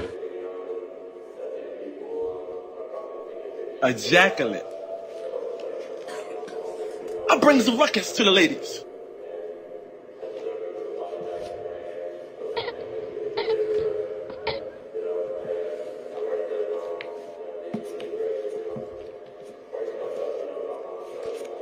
I'm a tough guy. I've been going to be all my life, brother. Brooklyn, so Brooklyn. They can't handle me. They ain't tough enough yet. Puda. Puda.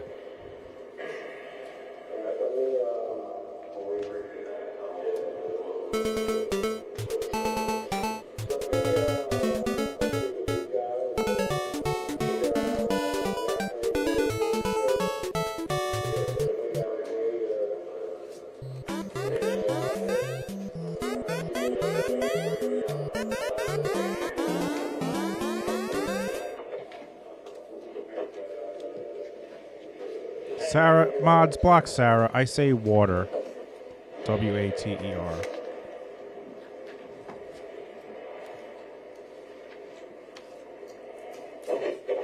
I don't have any asteroid or pong. This is Excite Bike.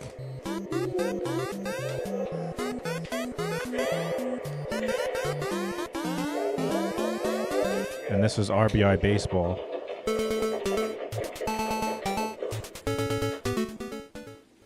Is it done? Hooray! We did it, guys! We did it.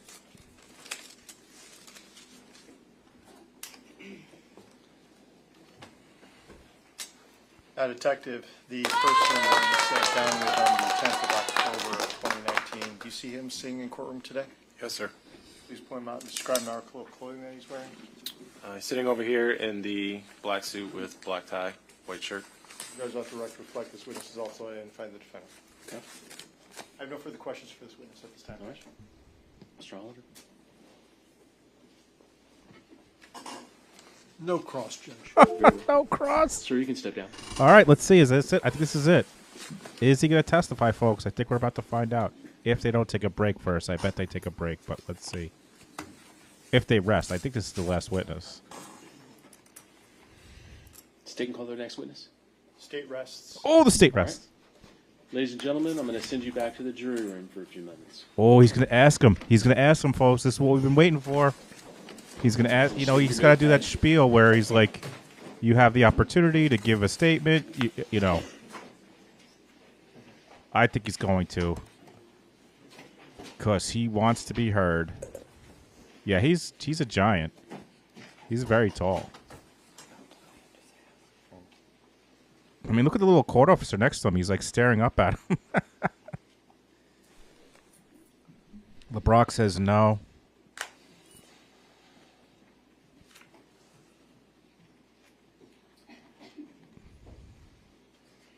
I know, Tracy. I want him to testify so bad. Come on, testify. I want to hear this guy. He will be a hot mess express Let up the there. record reflect the jury's exited the courtroom. You can be seated. There are some exhibits up there if you want to Look at approach and get the this look at off the stand. security guard, the court officer next to Lurch over Yes. there. Jeez.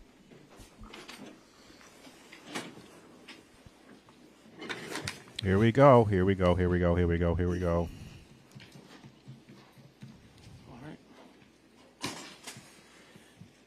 All right, the state is rested. Any motions from the defense? Pardon me? The state is rested. Any motions from the defense? We'd move for a directed verdict. I can't cite anything in specific at this time, but in order to preserve the record, nevertheless, we'd move for a directed verdict of acquittal. All right. In response from the state? Judge, the state has met a prima facie case on each and every single count. We wake up with directed verdict. We have no reason, but for the record. In the indictment, we respectfully request the court to draw all inferences in favor of the state as required by the law at this point in time, and respectfully request the court to deny the request for directed verdict. All right. I have presided over the trial, listened to the testimony and the arguments of counsel. I'm going to deny the motion for judgment of acquittal. Now, here we go. Mr. Wilson, we spoke earlier about whether you wanted to testify or not testify in this case. Do you need to speak with your attorneys anymore regarding that decision? Yes. Okay. We'll give you a few moments. I'll take about a 15-minute recess. I'll come back. All right. Wow, why would he need to talk to them? I think he wants to. Camera person, he's tall. You got to pan back or move up, camera person. I don't need to see his stupid hands. Please proceed. His attorneys are like, wait, why does he have to talk to us? We fucking told him not to. He's laughing. He's like, I don't know why this fucking jabroni said that. I told him not to. Oh, look, guys, both the friends are here. Hold on.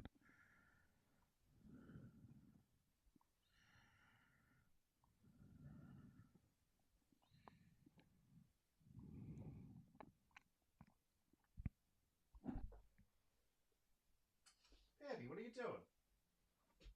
Penny, what are you tired, Penny?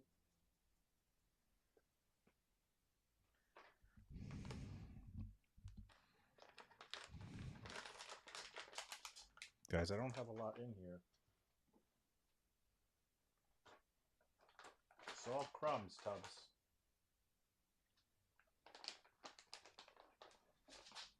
Hey, Meg. Good to see you. Hey, everybody. All right. If you're just coming in right now, that's Prudence. I don't have any more Tubbs.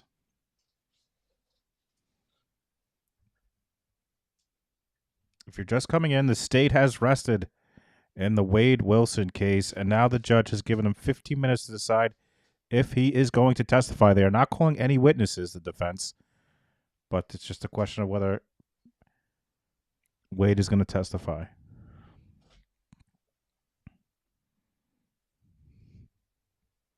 That's it, Pat Prudence.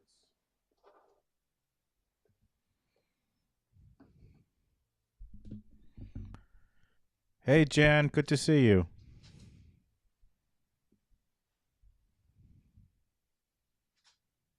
Hey, Nisi K. Thanks for being here, everybody. We are on a 15-minute break to determine if Wade Wilson is going to testify in his defense. It's going to be banana sandwiches, I'm telling you right now. Because in his one interview, he said that he was like, he confessed because like he was part of some child trafficking ring and he tried to leave and then they made him do all this stuff. So if he testifies, I'm telling you, it's going to be banana sandwiches. Penny, what are you doing? I gave you, it's it. That's it. Get your snurfle out. Hi.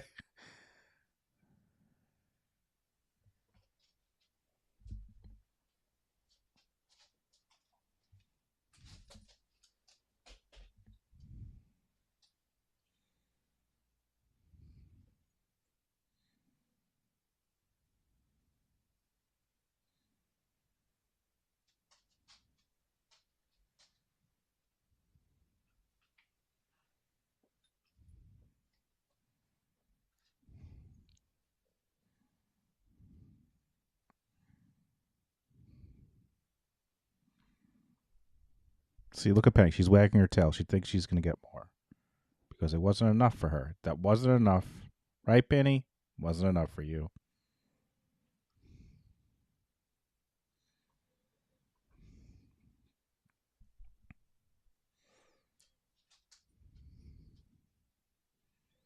All right, I'll be right back. I got to go to the little Bo's room. I'll keep this up. I will be right back as we wait for a little break to see. Oh, let me just change this ticker. Daisy Sojourner, welcome to the Bo's. Thank you so much.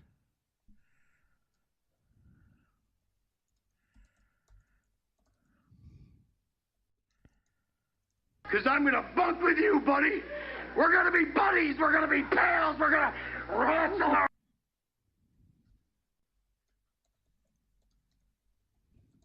This is a good time to remind everyone tonight at 6 p.m. Eastern, Shannon, my wonderful wife, on her channel will be premiering a video where she reads Wendy Adelson's book. 6 p.m. Eastern premiere. Make sure you subscribe. We'd love to have you there. She worked on this for a long time.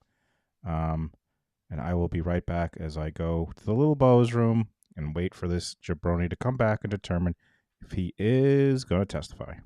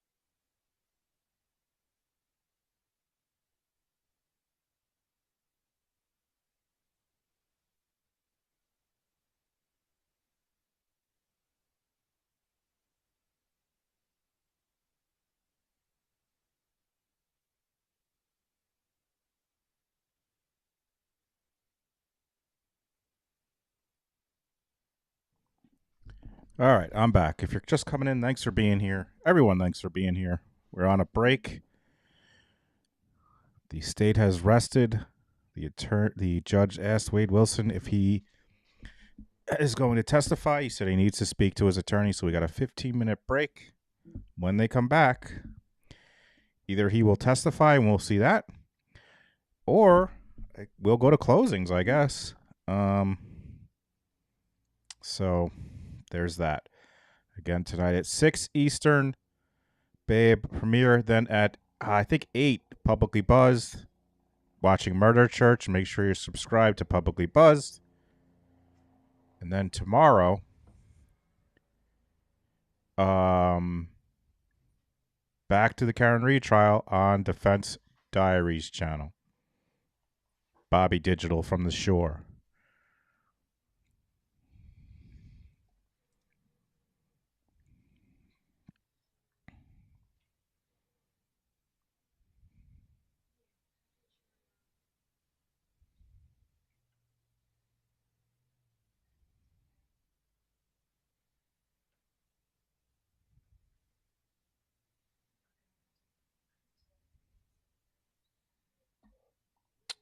I could do.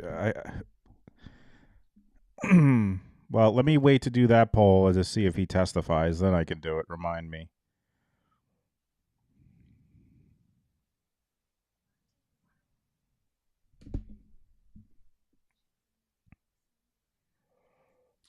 That is, instead of like Jesus Christ, it's like Jesus crust.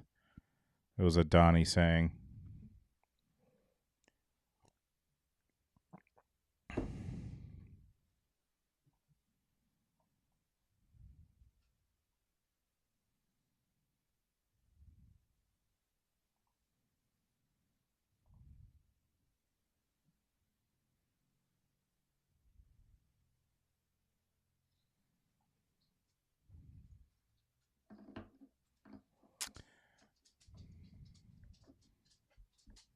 The friends are back and they think it's time.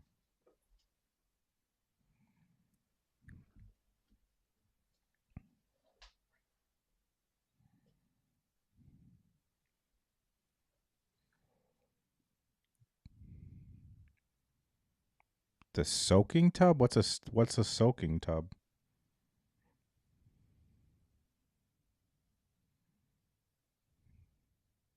Oh, this? That's Penny and Prudence are about 2 years old, going on 3, I think.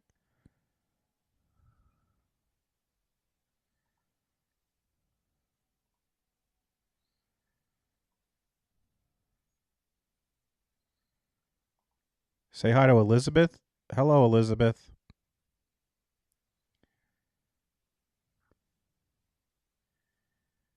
Soaking. I think everyone knows what soaking is, right?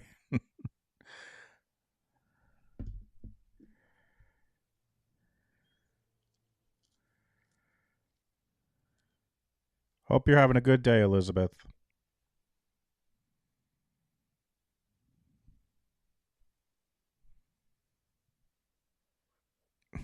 Pammy says I do now. Simi says unfortunately. Oh my god, we have a matching likes and viewers. Oh, it just changed. Usually a second it'll last. That's what she said. Only jumps.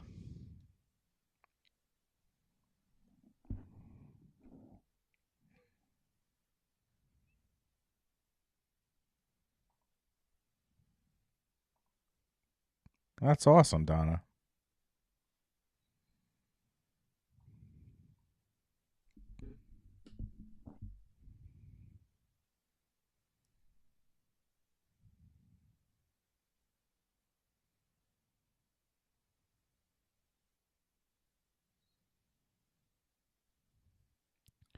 Oh, LeBrock, you're going to Google it? All right. Let's just say it's a way to... Soaking is a way to... that some of these kids that are Mormons have decided to, like, skirt the system. They've decided to like cheat the system, and they're not allowed to have premarital relations, so they just sit there together and soak. If you get what I'm saying. No, Donna, that's worse. That's way worse.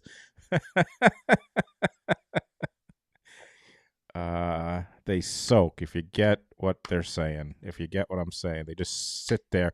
But not only that, they have people that they pay while they're soaking to jump on the bed. I mean, it's just a whole insanity.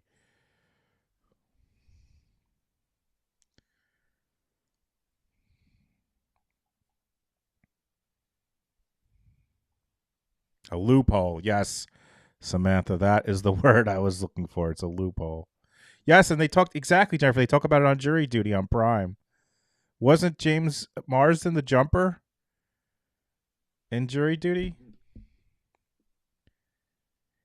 All right, Dr. Bullbutter. How do I don't want to offend you, Dr. Bullbutter, but so the gentleman and the lady say they're younger. It was on Prime in Jury Duty. The gentleman and the lady, they want to get together, right? But they feel that if there's any thrusting, if they're getting together, So if there's any thrusting, they think that's no good. That the Lord would not want that. So they soak, which means they just sit there. You get what I'm saying? They soak. There's no thrusting. They just soak. Any hoozle.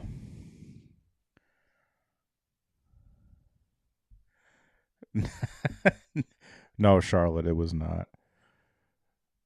Oh, all right. Dr. Bullbutter just got it. All right, she knows now. Yes, that's what that is. And they literally, I'm not, we watched a clip about this. I'm not going to share it now. They will literally pay a third party while they're doing that to jump on the bed. Because that's like a loophole. They pay a third party to jump on the bed, or I guess if someone's nice enough to do it for free. Chance. They were weren't they Chance? They were Chance. Chair pants.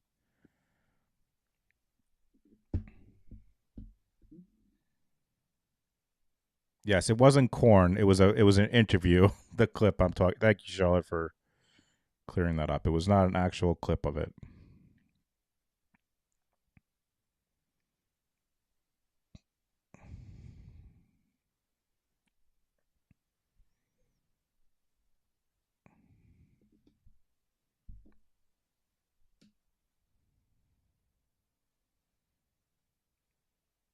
No, intolerant.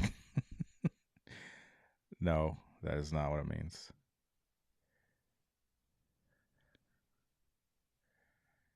Where are we in Florida? That's a good question. We don't show corn except for that one time that was on accident and was terrible for me. Tina.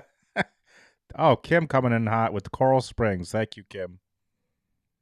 We're just waiting. Do we know what time they went to break? I don't even know. Was it 3 o'clock? We're just waiting for them to come back to see if Wade Wilson will testify.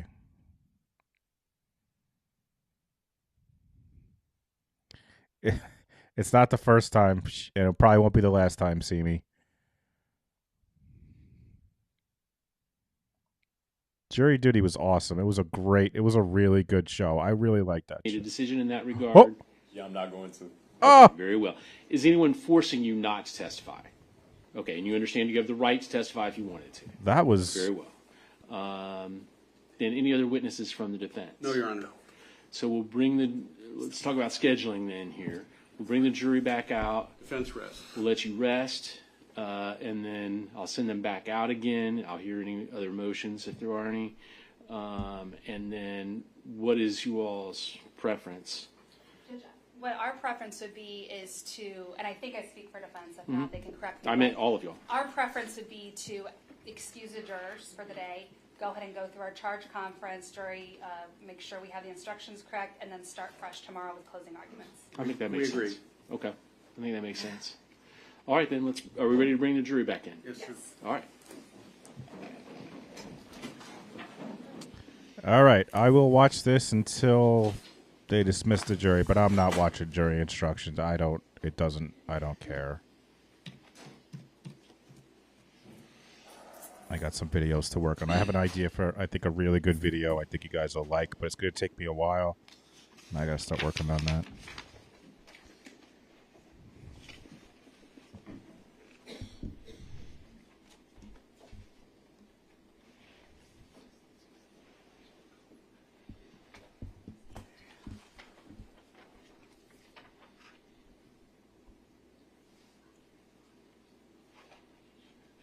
You're good, Kim. Thank you. Yeah, tomorrow we'll be here for Karen Reed on Bob's channel from the shore. A clue, Charlotte? Why am I killing you, Susan? Yeah, it is probably the shortest trial.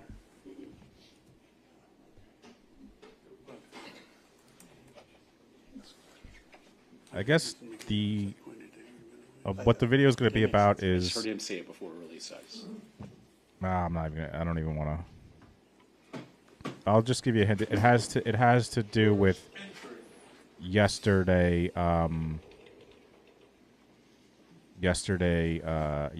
Just yesterday, how much insanity went on in like 3 different trials. No, Mia, I don't think Bob will really have the situation.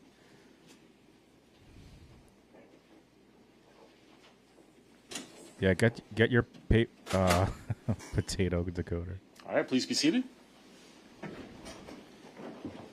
Mr. Hollander. This time the defense rests, Judge. All right. So, ladies and gentlemen, both the state and defense have rested. What we're going to do is I'm going to let you go home early today and have you come back tomorrow morning where we have closing arguments. And so remember the same instructions I've been giving to you ever since you first started. Don't do any research. Don't look up anything. Don't watch local television. Read any local newspapers.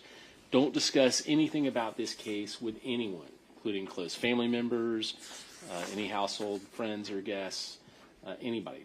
And that includes even on the internet or in person to person. Do not discuss this case with anyone. Does everybody understand and can follow those instructions? Yes. All right, then we will see you tomorrow morning at 9 a.m.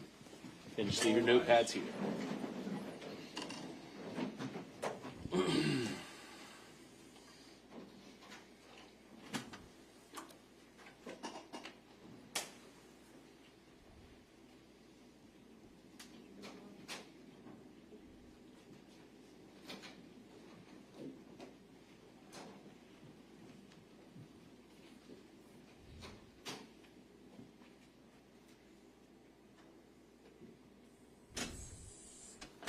All right, let the record reflect the jury's exited the courtroom. Both the state and defense have rested. Were there any other motions, Mr. Hollander? Not at this time, Judge. Very well. Then on jury instructions, does everybody have a copy of the latest editions? Okay. And I'll just go through title by title. And if since the state promulgated them, then I presume they don't have an objection to them, but if you see something you object to, please speak up. Otherwise, I'll look to the defense, Mr. Hollander, and I'll... All right, that's my cue. They are... If you're coming in late, he is not testifying. They're going through jury instructions. I'm not watching jury instructions because they're boring as hell. However, they're not doing closings tomorrow. They're doing them tomorrow morning. However, we will be on with Bob on Bob's channel tomorrow, so make sure you're subscribed to Bob. And before that, tonight, 6 p.m. Eastern, we'd love to see you there for Shannon's premiere of her Wendy Adelson video of Mindful Crime Couture, 6 p.m. Eastern. This should portal you there. Then after that, Publicly Buzz, watching Murder Church tonight. You don't want to miss that. I'm not sure if that's 8 Eastern or 9 Eastern, but one of those two. And then tomorrow on Bob's channel, 8:45 a.m. Eastern, we continue with Proctor Trooper. So, it's 8 Eastern? 8 Eastern for Murder Church. Perfect. Okay. Thank you, mods, for all you do. As always, you guys always crush it. Thank you to all you folks, all the subs who are watching today. I really appreciate it. Appreciate your support so much. You guys are the greatest, best chat in the land, best subs in the land. And we will see you guys tonight, hopefully at 6 for Shannon's premiere. Thank you all so much.